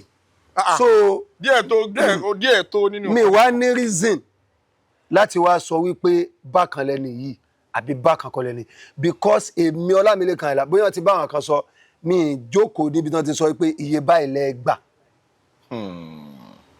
Pé promise kan wà tó pé lẹ́yìn tí gbogbo ẹ bá ti sọ iye báyìí a máa fún yín kan tó máa heavy. I am not saying this because torí KMC lè bá pè mí lọ́la o. Torí a lot of people máa feel pé bóyá òun play lip service. kọ́ lè mọ̀ pé kò ń ṣe torí ẹ̀ nígbà tí mo dá lápá tí mo ní accident àwọn èèyàn ń pè mí pé sọfẹ́ MC mo ní mo gbọ́. ìgbà tẹ́mi àti bọ̀dá Ìdòwú wá pàdé ní I think October 1st last year ní Ajao Estate wọ́n á sọ gbogbo ẹ̀ fún mi bọ̀dá Ìdòwú yẹn jẹ́ PSMC wọ́n á ní kílétí mi wá sọ fọ́gà mo ní sọ́gà ló kán mi lápá ni bí mo yẹ sọ nìyẹn mo ní sọ́gà ló kán mi lápá mo ní sẹ́ mọ iye nǹkan tẹ́ni yìí ń face ìgbà tí wọ́n mọ̀ pé wọ́n lè tọ́ mi ń lé kí náà bí mi fún that is it. ṣé MC lẹ́lẹ́hàá ni. àbọ̀ ló pa bá mi. So I am not saying this because kẹ́ni lè pè mí wàláì èmi Ọlọ́run tún fún mi kinní kan ẹ tó bá mọ̀ mí dáadáa máa sọ orí skin mo ti ń sọ yìí tẹ́mi àtẹ̀yẹn bá jọ wà tí n bá ti rí pé ó ti dá fẹ́ nìyẹn ó ti wà lókè máa step back díẹ̀ so that kó má bàa ṣẹ̀ mí kí n má bàa máa rí nǹkan mi rò pé ó dẹ̀ fi mí ṣakọ rárá because ẹni tó ti ń lọ sókè yẹn ó máa busy sí á máa meet àwọn tán jọ wà lókè mi wá ní èrò wípé kó bàjẹ́ fún ìjọ tí n bá ti rò bí Ọlọ́run bà tèmi náà jẹ́ mi ní èrò pé kó tán fún torí tí n bá ti rò kó ń ṣe pé yóò padà tán fẹ́ tó rò bẹ́ẹ̀ náà so bí ìrìn àjò yẹn ṣe jẹ́ nìyẹn èmi tí mi bá jáde kí n ṣe fídíò kó yẹ jẹ mí lówó níye tán plan fame mi wọ́n fẹ́ san fún mi ẹni yóò dẹ̀ wá tí ò dá sí mi ìjọ kan ẹnìyẹn pé ní MC wọ́n pe Akínọlá Àyà wọ́n pe Igwe pé ṣé mo pé lágbẹ́jà lẹ́ni mo lẹ́kẹ̀ẹ́ ni yóò ìjọ yẹn sọ pé nọ́mbà wà mí rẹ̀ nọ́mbà mi rẹ̀ mi tí wàá pè wọ́n lórí fóònù rí pé tọ́ bàbá àbí kí ní ID bó lẹ́yìn fẹ́ plan meeting mi àti wọn kí n lè bá rí nǹkan gbà orí skin mo ti ń sọ ẹ̀ka ID jáde tí n bá sọ bẹ́ẹ̀ rí abẹ́ni kankan so kí wàá mo sáà ń ọ̀zù Ọlọ́run sì ń ṣe mò ń lo ọkọ̀ bí o tiẹ̀ fáìn tó jẹ́ tó ìfẹ́kù ni mò ń lo fóònù bí o tiẹ̀ da àmọ́ tí wọ́n máa fi iPhone 39 pè èmi náà fi 13 mi pè so kí wàá là ń work alhamdulilah èyí tó wà máìdì oníkálukú àti àjọsọ wọn lóníkálukú ń sọ àjọsọ tèmi náà ni mo sọ yìí. okay another topic ni mo ti fẹ́ dive wọ eléyìí tó máa kí but I want you to be unscripted about it you understand jẹ́ ká ju bó ṣe rí ká ju bó ṣe rí kò dára o má fọ. orí bó ṣe rí mo wá. ẹyin tèmi I have told you interview eléyìí is gonna be one of the most interesting edition I'm telling you because 220 we go way back. now ìwọ àti Austin ẹ close o ti sọlẹ kan pé òun ló wá pìkẹ́ ní airport gbà tó dé láti. ọ̀rẹ́ mi dáadáa ni. ìwọ àti tẹ́lẹ̀ náà ẹ close ẹ wà ẹjọ máa ń wà. kí ni ìbáṣepọ̀ yẹn àti pé ẹ̀yin tẹ̀tẹ̀ yọ wá jẹ́ actors tí ẹ wà nínú circle yẹn you know mi fẹ́ kára mi mọ́nsìn because you are my guest on this show. àwọn ìgbìyànjú wo lẹ́yìn gangan ń ṣe láti rí wípé ìjà àárín Austin Emmanuel àti tẹ́lẹ̀ yẹn parí torí èmi ò like àbòsí Islam gan ọ̀dẹ̀ fàbòsí. Because there is no point when we call ourselves friends and àwọn kankan ṣẹlẹ̀. Allah. Kí lẹ̀ ń ṣe sí? Láti fi di pé nǹkan tó wà nílẹ̀ yẹn tán. Because come on. Mo bóyá o ṣe rántí age mi. Mo mọ̀ pé ó ti darúgbó. Mo sì kéré mo fẹ́ sọ arúgbó bí ọ. Ó ti nínú funfun bí. Ọṣẹ dúdú ni kẹ́lẹ́ bá mọ̀ mí lóní fíìmù.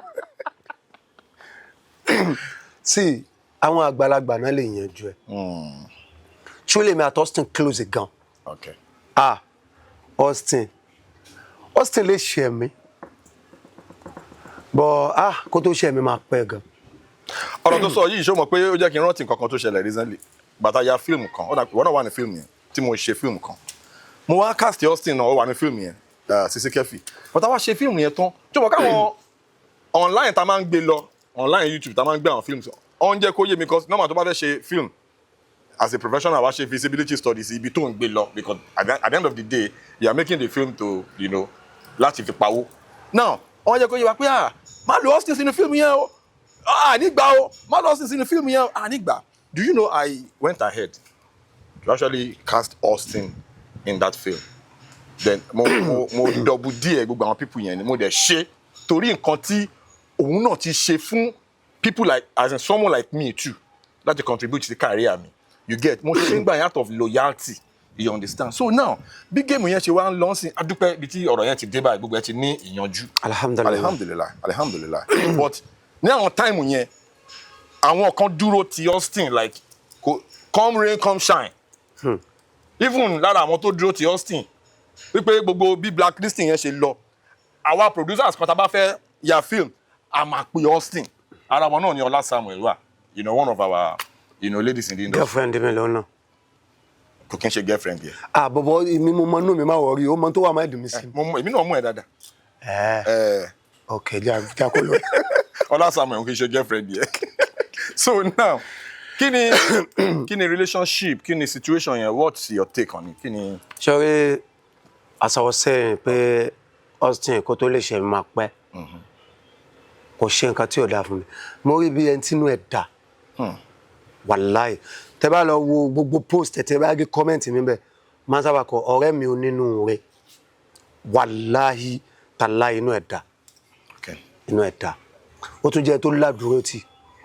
Even nígbà tí mo kọ́ lára mo kọ nǹkan nígbà tó ṣe birthday tí mo kọ pé gbogbo tí mo ṣàkọsá tí mo kọ́ lára Austin máa wálé mi Austin máa ra nǹkan wá bó ṣe ń ra gàrí wá ní ó ra búrẹ́dì wá a tún ra mẹ́rẹ́yà tí máa fi ṣàwọn tó bá wá kí mi lálejò. Kórógì. Kò ní rògì kẹ̀. Ó bí ògì torí àwa yìí mọ̀ ẹ́ dáadáa. Mo tún ní òun náà lára wọ ní ògì àjọ mọ́gì ni. Èmi ò lè bẹ́ẹ̀ mọ́gì ojú ní ìwà àti kíláàkì ẹjọ́ máa mọ́gì yín ẹjọ́ àfẹ́mílẹ̀ pẹ̀lú àmàlà.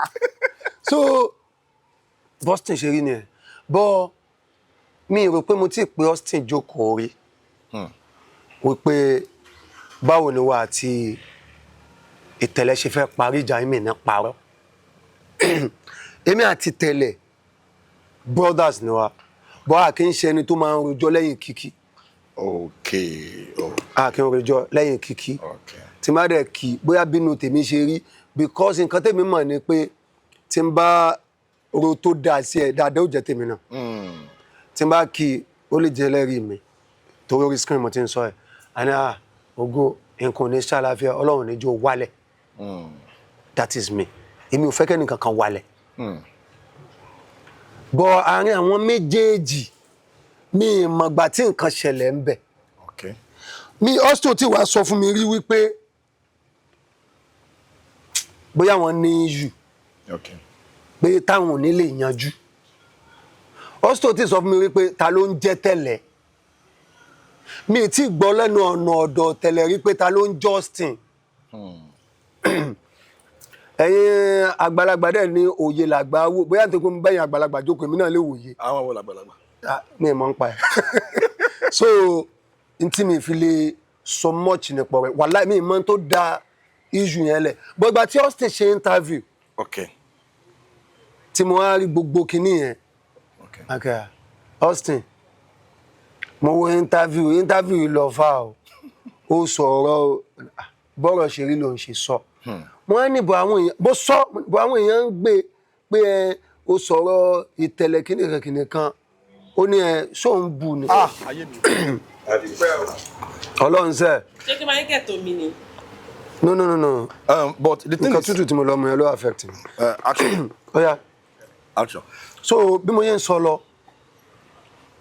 ìgbà tí Austin wá ṣe interview yẹn lọ́dọ̀ Debbie tí interview yẹn wá go viral mo á sọ fún Austin pé ọ̀rẹ́ mi ó ní ọ̀rẹ́ ṣebí interview yẹn mo lọ ṣe tí mo sọ pé mo dárúkọ ẹ̀ mọ̀kọ́ ọ̀rẹ́ ni wá máa ń sọ̀rọ̀ gan. Of course. mo wá ń gbọ́ táwọn èèyàn wá ń pè mí pé kí ló tó Austin ṣe máa ń sọ̀rọ̀ ìtẹ̀lẹ̀ báyẹn kíní kan mo wá lọ tún interview yẹn wò kí n tẹ̀ tó tún wò mo wá sọ fún Austin pé Austin kí ló tó dá ọkọ̀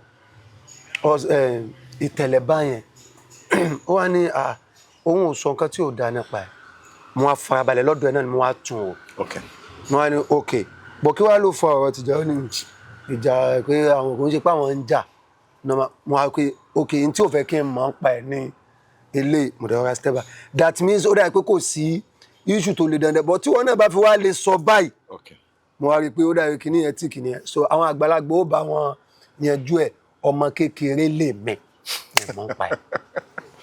Okay. Ní industry, it's very interesting. A lot of things to change from time kan. Mo fẹ́ kó sọ nǹkan tí ó dùn mọ́ ẹ nínú jù, in the course of your career so far. Tó ní gbàgbé, tó dùn mọ́ ẹ nínú jù dẹ́pẹ́ ẹ ṣe nǹkan tí inú ẹ dùn jù. Mo ti sọ àwọn kan ní interview rí. Okay. Bọ́ mo lè sọ pé n tó dùn mọ́ mi nínú jù ní ìjọ tí bàbá mi accept kí n ṣe tíátà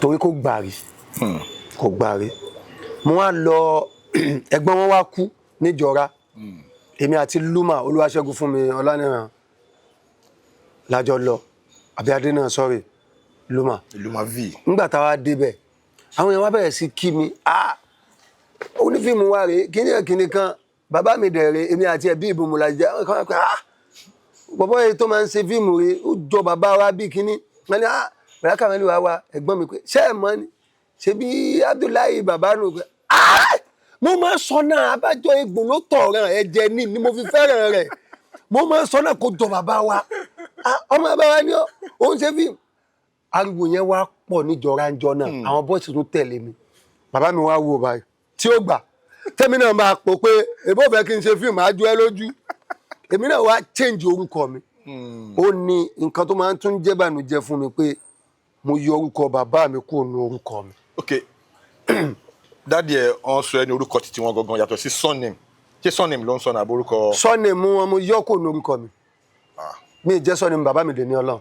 Ọlámilékan Àyìnlá. Àyìnlá oríkì mi ni Ọlámilékan orúkọ mi ni ọba ní Ṣọlá lórúkọ bàbá mi Muslim name Hashim oríkì ẹ̀ Àjàgbé. Surname wa ńkọ́. Surname lọ́ba ní Ṣọlá mo wá wò pé bàbá yìí ò fẹ́ kí n ṣe tíátà tí n bá wá yìí ń ṣe tíátà tí mò ń jorúkọ ẹ̀mí ní gbé nǹkan rí ṣe nù ẹ̀. láàkàì ni àti ìrìn àjò nù ayé mo wá rò ṣe bí wọ́n lò fẹ́ ṣe bí mi fẹ́ mo ká náà lè mú mi nínú ẹ̀ lè yẹn fi orúkọ àbàtà mo wá gbé orúkọ bàbá yẹn mo wá yọ mo wá gbóríkì mi wá sí surname mo wá lọ change ẹ̀ lọ ṣàfi David mo kàn ṣe di Ọlámilékan Àyìnlá Àyìnlá wa ń jẹ́ surname Ọlámilékan ń jorúkọ. Ok ìtẹ́ máa fi ń pẹ́ ní Àdìgún yẹn. Àdìgún yẹn torí pé a ṣe fíìmù Àdìgún olórin gbà yẹn ni. Now the question now is ok Àdìgún torí pé o ní features nice ẹ jọra lórúkọ ẹ fi wáyé ok. number one musician tí mo love láyé mi nù. ok nínú nice àti Davido ta ló love jù. nice mo ní number one tó mú Davido mọ. ẹ mọ̀ pé nice àwọn nice yẹn ti on rain láwọn táìmù yẹn gan ó sì wà o kọ́lọ́n bá wa lọ́ra ẹ̀mí ẹ̀ kọ́lọ́n fún lálàáfíà tó pọ̀ but àwọn Davido yẹn wọ́n ń ṣáná nísìn. bàbá níjọ́ tẹ́nìkan bí mi pé inú Davido àti Wizkid ta ni mo like jù. ta ló like jù náà méjèèjì. mo pick Davido. Why? mo sọ ní interview náà ni mo ní reason lélẹ̀ mo wá sọ pé ẹ má kọ́ tiẹ̀ o kẹ má lọ mú ẹ mú tán o reason tí mo ṣe like Davido ni pé mo gbọ́ àpọ̀lọpọ̀ àwọn èèyàn tó náà ti sọ de èèyàn. Wizkid náà ti help ọ̀pọ̀lọpọ̀ èèyàn. Bàbá mi mọ̀. Èmi ti ń sọ fún ẹ̀sìn kó lè mọ̀. Bóyá tí n bá wá gbọ́ dáadáa. Mo sọ̀rọ̀ kan lẹ́ẹ̀kan, gbogbo ẹni tí ó bá ti jẹ́ oní dáadáa tó máa ń jẹ́ káwọn èèyàn dìde lára wọn. Ẹ̀kọ́ lórí burúkú ló máa mọ nǹkan tó kọ́ èèyàn mi. Olórí burúkú náà ló máa mọ fact tó máa ṣe bẹ́ẹ̀ pé òun ò mọ̀. Má fi o love Wizkid fi tako mi nítorí Davido. Mi tako ẹ̀ mo ń sọ fún ẹ. Ẹjọ́ open kìíní lẹ́la wa. Open conversation náà. Unscripted. Unscripted. Wàláhì tàláì sọ́dọ̀ láìlẹ́dẹ́láìlẹ́lá wa. Reason yẹn mi kì í kódà mi lè ó ẹ̀ lè ní kí n kọrin wọn kí n kọ́. Torí Davido. Díẹ̀ mi Ọlọ́run tí ẹ bá ṣáná sí mọ́tò mi nice lè máa gbọ́ mbẹ́. Mo mọ̀ yẹn. Ó mọ̀. Mo mọ̀ yẹn. Súnmọ́ bí láìlẹ́dẹ́láìlá tó bá yẹ pé wọ́n ń gbọ́ mọ́tò dé Amẹ́ríkà tí n bá ti ń gbọ́ nice nínú mọ́tò mo believe pé mo ti dé Amẹ́ríkà. Ó máa ń jẹ́ kí movement mi máa rọ̀ mí lọ́rùn. Nínú Alhaji Wasiu Alabi Pasuma àti Dr. King Saheed Òṣùpá Olúfimọ ọ̀gá ńlá mú kan. Mo máa méjì. Ẹyọ kan ló máa mú ṣé o fẹ́ jẹ́ ìgbà tí ni o máa mú kan ni. Màá ní reason kí n tó ní mo máa méjì. Àní géèmù ni a fẹ́ ṣe ń sìn nínú ọ̀gá ńlá àti Olúfimọ mú kan. Àdẹ́sọ̀ reason tó fi mú kan yẹn. Okay. Unscripted ni. Unscripted ni. Ó hard fún mi láti mú kan. Má ṣàbòsí ń bí o. Wàláhì mi ṣàbòsí. Torí pé àwọn méjì náà lọ́nà ìgbà tán fi dá sí mi. Wàá ṣàmú kan. Ibi tá a wà yóò máa mú kan. Kò tó kúrò bí báyìí. Àgbà kò dé o. Àwọn bọ́ọ̀ ló ń fàṣíbájọ́ wà ní. Mo fẹ́ kó rántí pé àsì my 12. Mo fẹ́ kó rántí. Ẹ mú ti gbà. Ṣé rí Alhaji Wasiu Alabi nígbà tí mo fẹ́ ṣòkò bàbá mi àwọn ni mo pè wọ́n wá ṣe kinní kan tó tóbi fún mi. Kí ni yẹn? Bisola Badmus ló mú mi lọ sọ́dọ̀ wọn bí mo ṣe wà yìí àti wọlé àwọn èèyàn lọ máa ń ṣe mí bákan pé ọlọ́mọdé lọ tẹ́ kò dẹ́ ṣe pé kí níbi pé ẹ̀rù máa ń bà mí pé bẹ́ẹ̀ ni ṣe tó mi ì rẹ́ni tó kéré mi ì rí pé ní kankan kéré láyé mi wá tí ìrira mi rí láyé pé mo tó ẹni tó lè lọ súnmọ́ lágbájá. Kọ́ńtẹ́ǹtì tí mò ń ṣe car wash yà. Ọ̀pọ̀lọpọ̀ àwọn tí ní kí n gbé tẹ́lẹ̀ mi ìmọ̀ mi ò fẹ́ sọ fún tẹ́lẹ̀. Lo opportunity yìí. Tẹ́lẹ̀. Ìtẹ́lẹ̀ wọ́n ní gbé tẹ́lẹ̀ mi ìmọ̀ mi ò fẹ́ sọ wàláì. Sọ fún. Ìtẹ́lẹ̀ wọ́n ní gbé àwọn èèyàn ń béèrè ẹ̀ o mo sì ń bọ̀ ìnípẹ́ dé. Wọ́n béèrè wù mí torí aláàlá ìnípẹ́ dé wọ́n pọ̀ bọ́ ibẹ̀ ẹ̀kọ́ mú lọ bíi pé nígbà tí Bisola mú mi dọ́dọ̀ Alhaji Wasiu Alabi Pasuma àjòkó Alhaji sàn rẹ́rìn nígbà tán wá ní ìjọ wo mo fẹ́ ṣe tí mo fẹ́ ṣe which is ọdún kan bàbá mi. Mo wá sọ déètì Alhaji náà máa ń fún yàn déètì orí screen mo ti ń sọ yìí wàláhì tàláhì thumma billahi lẹ́dẹ́láìláìlá èmi mo sọ déètì wọ́n dé accept wọ́n dẹ̀ sọ fún Sama tó ń jọ́nà pẹ́ tó wà ní déètì yẹn kan yọ. Wow. Alhaji wa ṣe bẹ́ẹ̀ lásán wọ́n tún wá bùn mí lówó. Èmi mo fẹ́ lọ gbéṣẹ́ fún mi tí fún wọn náírà o wọ́n tún wá bùn mí lówó. Ǹjẹ́ mọ̀ pé mo ṣẹ̀wọ́n dè ní Ọlọ́run. Kí ló ṣe? Thank you. Mi padà lò wọ́n mọ́ pẹ̀lú orí tán ṣe yẹn. Kí ló dé? Nígbà tí máa délé a ti ń gbé tí ń regbè ó ti ń lọ bí ọjọ́ mélòó kan tèmi wò pé kí n wówó kí n sẹ́lẹ̀ ọkọ̀ tálákà lè mi. Nǹkan tó fẹ́ sọ pé kò láǹfẹ́ mi àbí kò sówó ń táìmù yẹn. Kò yẹ pé mi lè rówó fún wọn bọ́ mi nígbà yẹn náà mo ìfẹ́ sáré ẹ̀ ní pẹ̀lú ìrànlọ́wọ́ àwọn èèyàn. Ní owó yẹn ń gbà yẹn o wá lọ búùkù déètì. Wàláì mi ni. Ó dẹ̀ lọ búùkù déètì. Gbogbo tí máa ń ṣe mi ń ṣolówó mi ń lówó ó mọ̀ mí tán bọ́ mo máa ń ní píkítọ̀ mi síwájú kẹ́lẹ́dà mi tó ṣe bẹ́lẹ́dà mi ò tí yẹ̀yẹ́ mi rí. Alhamdulillah. Ẹlẹ́yà ló wá bẹ̀ mí pé kí n má lò wọ́n. Kí ni reason? Thank you. Ẹlẹ́yà ní àáfàá ni bàbá. Nígbà tí mo ṣe jọ́ kẹjọ làwọn fámìlì ti kọ́kọ́ ń complain pé tí n bá wà lọ gbé Alhaji Wasiu Alabi Pasuma tó ń kọ fújì wa àwọn fámìlì ṣẹ̀ṣẹ̀ máa wá rí ọ̀rọ̀ mi sọ dáadáa. Ọ̀rọ̀ ẹ ti padà yé wa. Ẹlẹ́yà ń try láti protect àkọ́bí ẹ̀ tí mo jẹ́ boyfriend ẹ̀ nígbà tọkọ ẹ̀ lọ tán mo ṣù lópo straight. Ó ti yé mi.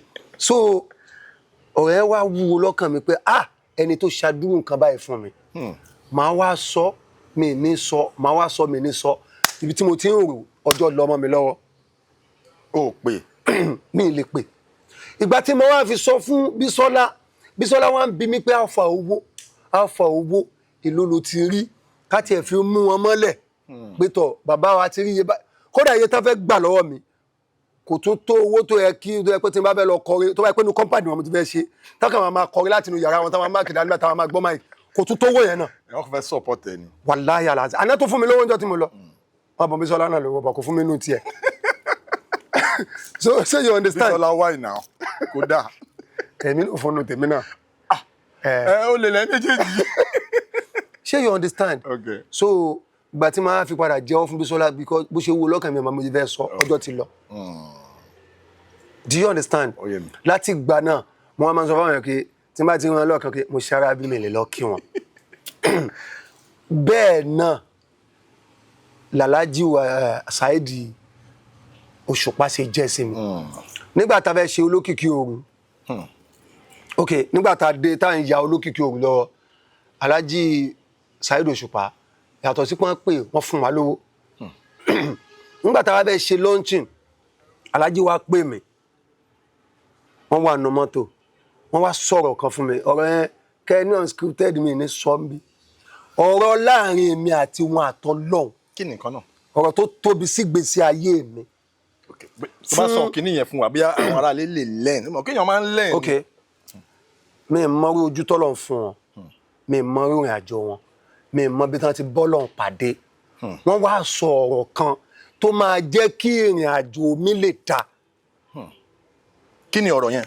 ó ṣe kí n tú gbèsè ayé mi fún yín níta gbangba. unscripted la wa. unscripted parẹ́ inú ìrìnà wọ́n wá sọ inú mọ́tò náà jókòó sí jọ náà Indomix wà lẹ́gbẹ̀ẹ́ wọn jọ náà lọ.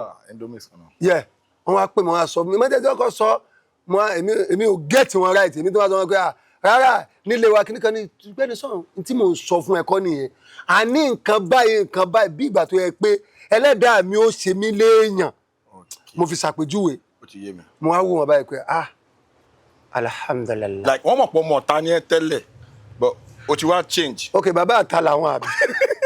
kí ni nǹkan tó sọ yẹn gangan náà yẹn ni. thank you ṣé wàá rí n tán sọ yẹn. ok. wàláì similar sí nǹkan yẹn èrè àsálàtù sọ́njọ́ náà similar sí nǹkan yẹn Saoty Arewa wọn sọ bọ̀ wọ́n ṣe mí dáadáa ńjọ́ náà bọ̀ ibi tán ti padà ṣe mí nípa àwọn náà padà rescue mi ní nígbà tí mo fẹ́ ṣe òkú bàbá mi. ok. wàláì wọ́n dúró tì mí tán. ìyẹn Saoty Arewa Alhaji Saoty owó bàbá má búburú ara hàn sí. so similar sí ntàlájì Saheed Òṣùpá sọ́njọ́ náà Atawẹ́wẹ́ pè mí ńjọ́ náà wọ́n sọ. Alhaji Sọ́ládì Atawẹ́wẹ́. wàláhì alazim. ok. the same thing. gbogbo àwọn táwa kọrin ńjọ́ náà. mo á rí i pé ẹ kàn máa ń sọ̀rọ̀ ẹni ẹ ló morin ko àgbákò èèyàn làwọn náà. àgbákò èèyàn ni àgbákò èèyàn ni Saheed Òṣùpá. ẹ náà mo sọ lórí skin àgbákò èèyàn ni wọn bí mo ṣe pè Ibrahim alágbákò lẹ́ẹ̀kan yẹn alágbákò yẹn ẹ mọ àwọn kan wà Ọlọ́run kan dá wọn àwọn gan fún ara wọn tán bá wà láwọn nìkan pẹ̀lú Ọlọ́run máa wọ pé Ọlọ́run báwo ló ṣe ṣe mí. òun sọ ń sìn pé àgbákò èèyàn náà ni Dr. King Saheed Òṣùpá. àgbákò èèyàn náà. so láti ìgbà tó ti wá sọ nǹkan yẹn mo wá ń ṣiṣẹ́ towards nǹkan yẹn Ọlọ́run wá ní kí nǹkan yẹn máa rí bọ́n ṣe sọ́njọ́ náà. so ṣé wọn wá ń ṣàgbákò èèyàn ẹ mọ̀ pé àwọn kan wà wọ́n ń ṣe èèyàn lásán àwọn èèyàn tó yẹ pé tó bá kàn wọ́n tọ́lọ́ bá ní kẹjọ ní nǹkan papọ̀ wá ipá alágbàkò ni wọ́n àwọn àpá àgbàkò pèsè méjì nílùú wa tó yẹ pé ọ̀sàgbàkò eré lérè ẹ̀kọ́ tí àgbàkò sì ti ẹ̀yìn tẹ́yìn ń rò. bí kéèyàn rìn ní abẹ́ bíríìjì. abẹ́ bíríìjì bó sọ so bó ṣe jẹ́ nìyẹn. so now this brings me to the next question. See, a lot of people ọmọ ní oríṣiríṣi narrative nípa relationship ìwọ àti Bisola Badmus. I know you guys very well. kódà ọmọ ìpínlẹ̀ wa. ní industry mo máa sọ fáwọn èèyàn pé mo wà lára àwọn tó mọ 220 jù like I know him like the tó bá. kó tó bẹ̀rẹ̀ tán máa ń sọ fáwọn èèyàn pé Jeff náà máa fi ń kí mi tẹ́lẹ̀ wàláì tẹ́mi àti Jeff bá ń lọ ó kọ́ ẹ pé kò lójú tì tẹ́mi àti Jeff bá ń lọ báyìí tá ń fa báàgì lọ. ìwà àti ìsàlẹ̀ fa báàgì. èmi àti ẹni Jeff ó máa mú bàǹdánà ìdáná àti máa fi dáàbò ojú báyẹn ń fa báàgì lọ yẹn Jeff lè ṣe báyìí bá ṣe lọ Jeff lè ní àdìgún wọn tara ẹsẹ̀ kan bẹ́ẹ̀ jáde lẹ́gbẹ̀ẹ́ títì wọn ẹ̀dẹ̀ mímí ìwọ náà mọ̀ bọ̀ tó bá máa kí mi gbà yẹn Jeff náà máa fi kí mi pé Tony Montana ó dà ìpínwọ̀ bọ́ iná ìṣe ṣe wọ́n máa rí Jeff wọ́n wá rí mi lẹ́yìn náà máa fà pé eléyìí náà ń ṣe fíìmù níjọ́ náà lọ. adúpẹ́ ilẹ̀ tó mọ́lé ni. Alhamdulillah. So kí ni relationship tó wà láàrin ẹ̀yin méjèèjì because there's been a lot of rumours as to ọ̀rẹ́ mi ni Bisola. Okay. Aláṣẹrẹ mi ni. Okay. Onínúure mi ni. Ẹni tí ò fẹ́ kí n ṣubú ni. Ẹni tó fẹ́ kí ilé mi da kọ́nà mi tò ni. Wàláhì alazim. So bínú ẹ̀dẹ̀ ṣe rí sáwọn èèyàn náà nìyẹn. Yeah. But thinking ọ̀pọ̀lọpọ̀ àwọn èèyàn lọ síbi nǹkan mi. Okay. Pé wọ́n ń fẹ́ra ni. Okay. Wọ́n ń ṣe kinní kan ni. But ọ̀rẹ́ mi dáadáa ni. In tó fi lè mú mi tí n bá dúró tán pé torí n tó ṣẹlẹ̀ yìí. Torí pé òun náà ti dúró tán fún mi. Torí pé òun náà ti dúró tán fún mi láìmọye ìgbà. Nígbà tí mo ní mo fẹ́ ṣòkú bàbá mi ṣe mo sọ pé òun ló mú mi lọ sọ́dọ̀ Aláàjì Wasiu. Tó fi rówó san. Kílé tó tún yọ̀nà bẹ̀ yẹn àti kó ń bẹ̀ yẹn. Ẹlòmíì tí ò gbọ́ bẹ́ẹ̀ tẹ́lẹ̀ wàá jẹ́ kó gbọ́ ń sì pé mi ò rówó san. Mo ní kí n flashback díẹ̀ ni. Ó ti ẹ pé Aláàjì Sauty náà gbowó lọ́wọ́ mi. Wow. Lágbára Ọlọ́run. Wow. Gbowó. Ló fi dá kéèyàn máa ṣe dáadáa ìwọ náà kì í ṣe àwọn ọ̀ṣọ́ ọmọ bẹ́ẹ̀ ọmọ dáadáa ni ìwọ náà. Mr. Tèmi ni success ó dúró tán ó náwó pa ó sọ̀rọ̀ ẹ̀ di coordinator party yẹn. Wow. She's my sister, my very good sister. Láì gbowó lọ́wọ́ mi. Wow. Ó tún bùn mí lówó. Wow. So mi mọ̀ tí mo ṣe fún gbogbo wọn torí ẹ̀ kíní yẹn máa ń pa mí lẹ́kùn pé kí mo lè ṣe fún yín tí mo fi ní irú return báyìí. So Bisola ọ̀rẹ́ mi ni. Okay. Gbogbo ìgbà ló máa ń dúró pé mo gbọ́dọ̀ rí nǹkan báyìí ṣe. Wàláì nígbà tí mo fẹ́ ṣe némì tí mo ṣe láìpẹ́ yìí. Bí Bisola ti gbọ́ pé mo ti bímọ pẹ̀lú health ẹ̀ ó dé hospital ó ra nǹkan wá. Bisola wà ní caterer tí Bisola bá fẹ́ béèrè owó pé ó rántí oúnjẹ yẹn. Ibi tí mo ń gbé conversation yẹn lọ sí point yẹn. Ibi oúnjẹ yẹn. Ibi point fried rice yẹn. Tẹ́lẹ̀ mi máa ń sọ. Wọ́n pé nínú gbogbo ilé ayé yìí tán bá ní èèyàn wà tó ń ṣe fried rice jù. Má fi máa ka 1, 2 Bisola Badmus gbọ́dọ̀ wà lára wọn. Ó ń ṣe yàtì. Bẹ́ẹ̀ ni. So ó wà ní caterer tí Bisola bá fẹ́ béèrè owó tàbí fi ra nǹkan lọ́ mi pẹ̀lẹ́bẹ̀ ló máa ṣe rẹ̀. Àyìnlá òde jọ́ ń tọ́ lọ́mọ màá tún nídìí nǹkan báyìí ẹni tí ò lówó ilé ló wà tí today kò tí ì máa ṣiṣẹ́ for the past how many years ó ti ń lé 4 years kò tí ì máa ṣiṣẹ́ ilé ló wà. A tún wá béèrè pé Àyìnlá òde ìjọba ọ̀la ẹ̀fẹ́ ṣe tó máa fi dáa mo máa nídìí iye báyìí ṣá lè rí ṣá.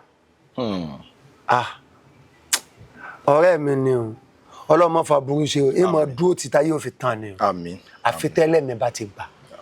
Bó ṣe rí nu. Àbúrò ní ṣẹlẹ̀ sí gbogbo wa. Àmín. Lágbára Ọlọ́run. So karapu conversation here because we really appreciate for honouring us on this show coming to talk with us. Kí ni ọ̀rọ̀ ìgbìyànjú tó lè sọ fún àwọn aráalé àwọn fans ẹ̀yin aráalé. Àti àwọn tó ń fẹ́ join the industry àtàwọn tó ṣẹ̀ṣẹ̀ join the industry.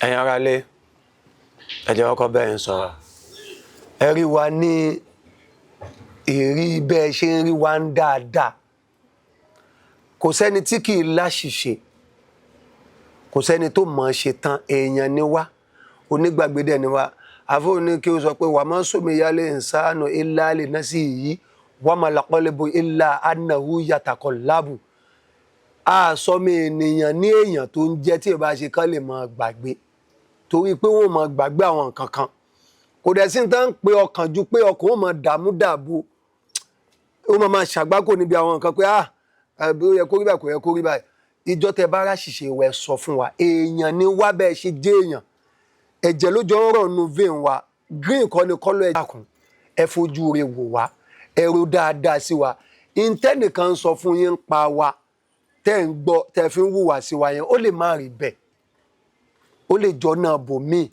ni àjẹsí kọmọ á sọ ń bòmíì ẹlòmíì dẹ̀ ni ó ti fúrèmù wa pé alágbàkó lẹ́ni á dẹ̀ mọ sẹ́ndì àgbákò sí wa náà ẹ má ṣe bẹ́ẹ̀ ọmọ ò ní kú fún yín àmín aburú ò ní ṣe yín àmín ẹ ní dẹni àná wọn ò ní fi yín ṣàwátì àmín ẹ wá rẹ̀yìn ara lé tẹ́ fẹ́ wá join tíátà náà mindset tẹ́ ń gbé bọ̀ wípé mò ń bọ̀ wá hàn lágbájá lé mọ̀ ẹ kó pamọ́ pé bàbá wèrè ni mí tí n bá débẹ̀ máa fi wèrè hàn ó wèrè náà lè wà lára lágbájá kó náà máa kí fún ẹ ọ̀pọ̀lọpọ̀ àwọn èèyàn alẹ́ pé wọ́lẹ̀ tẹ̀ ń gbé dání wèrè náà kó sínú ẹ̀ tán bá tú sí ìbò ìwòye àfò jáde so ẹ dákun ẹ ní mindset dáadáa nítorí mindset dáadáa tán máa ń ní síra wọ́n gbà ẹ̀ ní star ṣe pọ̀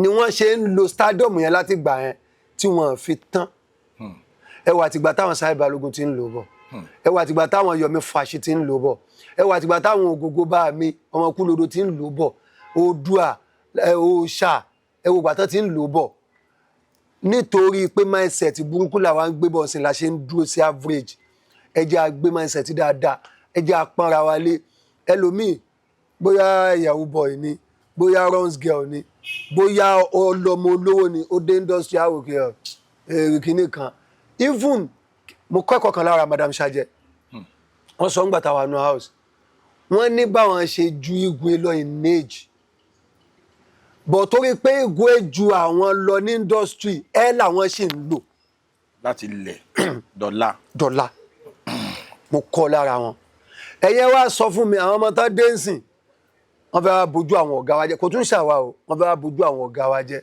ẹ má yẹ ká ṣe bẹ́ẹ̀ ó pèèyàn ní àbò dọ̀bálẹ̀ fún kò ní kó mọ̀ débi tó ń lọ àwa tá a jọmọ kékeré náà alọ́jọ́ lórí kínkínní adẹ̀ ń ṣàpọ́nlé àwọn tá a bá àtàwọn tó ń bá àwọn tó ń bá wa gan yìí ń ṣàpọ́nlé wọn ká tó wá láwọn tá a bá sọ à ní sọnù à ní dẹni àná yóò rí bẹ́ẹ̀ yóò ṣe bẹ́ẹ̀. àmín kí ló dé tí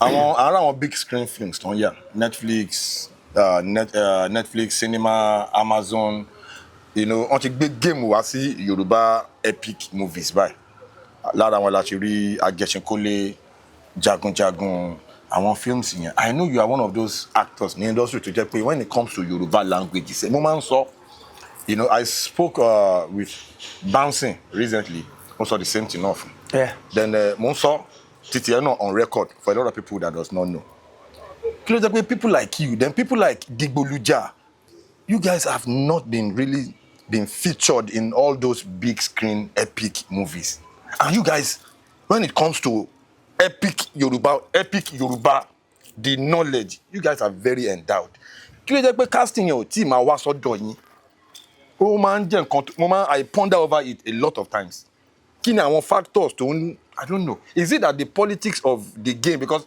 every game ló ní politics nínú football tó bá ti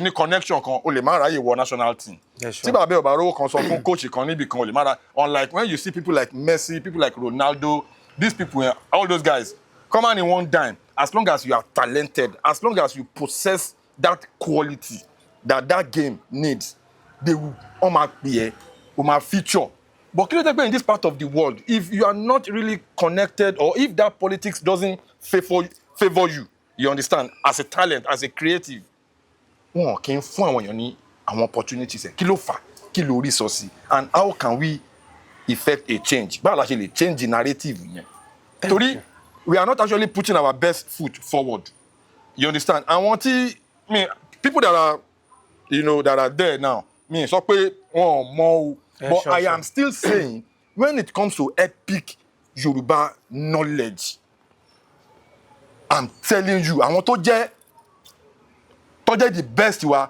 wọn ti dọdọ wọn rárá mo sì máa ń sọ dáadáa people like you why has that politics not favoured you kí ló dé pé casting ọtí máa wá sọ́dọ̀ yín. Okay. The question you just asked me. Madam bye. Okay. So when industry kò sẹ́ni tó lè play role. Yeah. There is no one. Tafẹ́ gbé wa. Even Ibrahim Chatta cannot play my role. Okay, how? Thank you. Kí ló mean? Àgbẹ̀ Ibrahim Chatta ni mo pè ní acting. Tí gbogbo ẹ̀yin tó kún act. Yeah. Àwa kan ní actors. Tí gbogbo wa act. Ẹ̀yin kan. But èmi l'actor, ẹ̀yin ni actors. Àwa actors.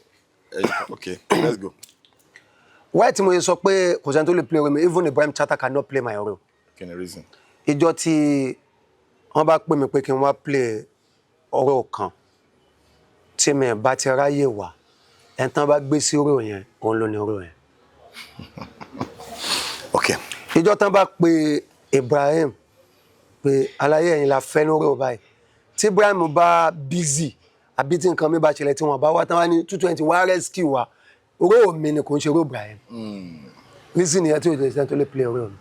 so àwọn tí wọ́n ti pè wọ́n rí mi nínú ọ̀rọ̀ yẹn. Okay. tán bá pe Dìgbòlujà as you mentioned wọ́n rí wọn nínú ọ̀rọ̀ yẹn. ní pé máa kọ́ wà nínú cinema movie láyé Saheed Balogun Okay. Scourge Okay. pé máa tún wà nínú cinema movie mi Saheed Balogun Okay. pé máa tún wà nínú cinema movie mi Saheed Balogun nígbà tí Saheed Balogun fẹ́ ya online the movie tá a ṣe Okay. mo wà ń bẹ̀ Kéèsì Jagaban wà ń bẹ̀ mo sọ lórí screen Saheed can testify Muyideen Raji Kenneth èrò tó pọ̀ lè testify àti Kéèsì fún rẹ̀ èmi mo ní kàn fún Kéèsì ní ọ̀rọ̀ mi. Kí ló fà? Two things nítorí wípé nígbà tí a arrange ẹ̀ wọ́n tètè bring up ọ̀rọ̀ fún Kéèsì. Okay. Saheed jẹ́ nìkan tó yẹ pé gbogbo èèyàn pátá náà máa ń fẹ́ kán wà nù tán bá ṣe. Bẹ́ẹ̀ni. Kéèsì náà àdẹjọ wà ń bẹ̀ God so good Ọlọ́run tó ti wá ṣe èmi níṣẹ́ kan tó ti lọ ń fọ̀ sí déètì yẹn mo kàn tí bọ̀ ni pé bàbá Saheed jẹ́ kí Kéèsì play ọ̀rọ̀ mi. Àwọn máa Kéèsì ní ọ̀rọ̀ tó máa ṣe kí ní kan mú ọ̀rọ̀ yẹn fine ẹ jẹ́ kó ṣe ọ̀rọ̀ yẹn èmi kàn fi yẹn sá lọ. So bó ṣe rí nìyẹn gbogbo sinimá movie tí mo lè ní mo ṣe láyé mi Saheed ni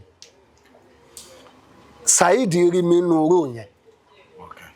torí pé ọ̀rọ̀ mi ni kò ń ṣe róòlù ẹlòmíì torí pé ọ̀rọ̀ Kéèsì Jagaban ni ọ̀rọ̀ náà láyẹn kò ń ṣe ọ̀rọ̀ mi ọ̀rọ̀ tèmi ni mo lọ play Ìbàdàn tí mo sá lọ. Ó yé mi. So bọ́ tó bá tó time tí wọ́n máa rí wa even kó jẹ́ pé tí mi lè ṣe ni ṣebí script máa sọ fún wa pé ẹ ṣe wọ́n máa lè blend wa ọbẹ̀ èyí tó dẹ̀ tún pọ̀ jù ń bẹ̀ náà Báyọ̀ ló máa ń direct. Okay, yeah. Adébáyọ̀ Tìjání. Yeah, followed by Tọ́pẹ́ Adébáyọ̀. Yeah. Tọ́pẹ́ pàdí mi ni Báyọ̀ ọ̀gá wa ni. Okay. So bàdá Báyọ̀ lè sọ pé 220 mi láìkí tó ṣe ẹ̀rọ bíṣì ni ká ní a lè ṣe náà ni mo mí ni o Okay. a lè blend wa torí àgbákò èèyàn làwọn náà tó gúdù bí ó fò. So bọ̀ tó bá tó time tán máa rí wa ẹlẹ́dẹ̀ẹ́ tí wà bẹ̀ àmọ́ à ṣe sinimá Okay.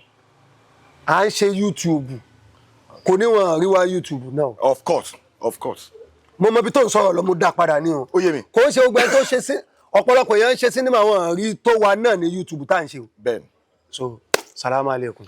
Wa alaikum salam. Now, at your wrap up, but mo fẹ́ sọ nsìn, officially, see, at times, internet visibility might help. Yeah. You understand? As creatives, there are times where if the mountain does not come to you, you have to go. You understand? Only bit mo borrow yẹn lọ, agbo. Only bit mo borrow yẹn lọ. Sometimes kò kí n ṣe pé bí kí wọ́n máa gbé phone máa pè wọ́n pé hello mo wà ń bí. Sometimes iye àwọn míì because nílùú òyìnbó ní Hollywood tí producer bá fẹ́ producer iṣẹ́ ọ̀tọ̀ ló ń ṣe production ló ń máa ń ṣe editor film is an editor wọ́n ní guild titi wọn lọ́tọ̀ àwọn actors wọ́n ní guild titi wọn lọ́tọ̀. Yeah, sure. But in this part of the world, in this our ecosystem kò fàyè gba areas of specialization, a máa ń dà pọ̀ producer náà ló máa fẹ́ ṣe lead role producer náà máa fẹ́ ṣe máa kọ script producer náà so kì í fi àwọn department ní Hollywood wọ́n ní casting guild àwọn tó máa ń cast fún film tó jẹ́ pé àwọn yẹn iṣẹ́ wọn ẹni báyìí ló lè ṣe role yìí the best ẹni báyìí you understand so iṣẹ́ wọn nìyẹn so by the time a producer is mingling with the job of a casting director with the job of an actor with the job of you understand so a lot of things máa wà lọ́kàn wọn kò kí n jẹ́ kí a lot of people cast with open mind torí a lot of things tó kó papọ̀ kò ní jẹ́ kọ́kọ́ yẹn so I'm just using this opportunity because in this industry we could actually do better and when it comes to creativity, movie industry is a creative industry that it takes a creative mind to create a movie. So I'm just using this opportunity to, shed more light on creativities that we have in the industry, that we need to put our best foot forward. Thank you so much, 220, for joining us on the show. I really appreciate. Despite your busy schedule, you took out your time to bow us on Lorieto. I really appreciate. Guys, God bless you for watching Unscripted with Jeff Owolewa, aka Tony Montana, and I know that you guys have had a swell time. Till I come your way next time on the same channel, Jeff Owolewa TV. Please subscribe to my channel and smash that notification bell, so when my next video is popping up, you will be the first to see it. And meanwhile, Car Wash is showing on 220. Come on, tell them. Car Wash is showing on 220 Media TV. Please watch it. Gbogbo àwọn tẹ́ wá ní ń gbé wọn bọ̀ o. ń pè wọn kò sẹ́ni tí mo pè ní wọn tí ò ní dá mi lóhùn torí elérére ni wọ́n very soon máa pọ̀ wọn èmi mi tí ì lọ bá wọn o torí pójú máa ń tì mí ara dẹ̀ máa ń lọ mi bó ṣe rí nìyẹn o. ọmọ my 12 tó máa ń pèrè ní ọba my 12 la ní lórí ètò lẹ́yìn. ọba my 12 tó máa ń ọba my 12 whatever ọba my 12 bá ti dé Mushin ó máa calm down ni ó ti yẹ tọ́ba my 12 yẹn bá ti dé Mushin ó máa ń láti calm down. ìlú onílùú ni a máa ṣe jẹ́jẹ́ ń bẹ̀. meanwhile tí ọmọ Mushin bá dé my 12 wàá jẹ àgbákòyà tó bá ṣe jẹ́jẹ́. Thank you so much for watching. Please drop your comment. Let me know how you feel about this video. Hala.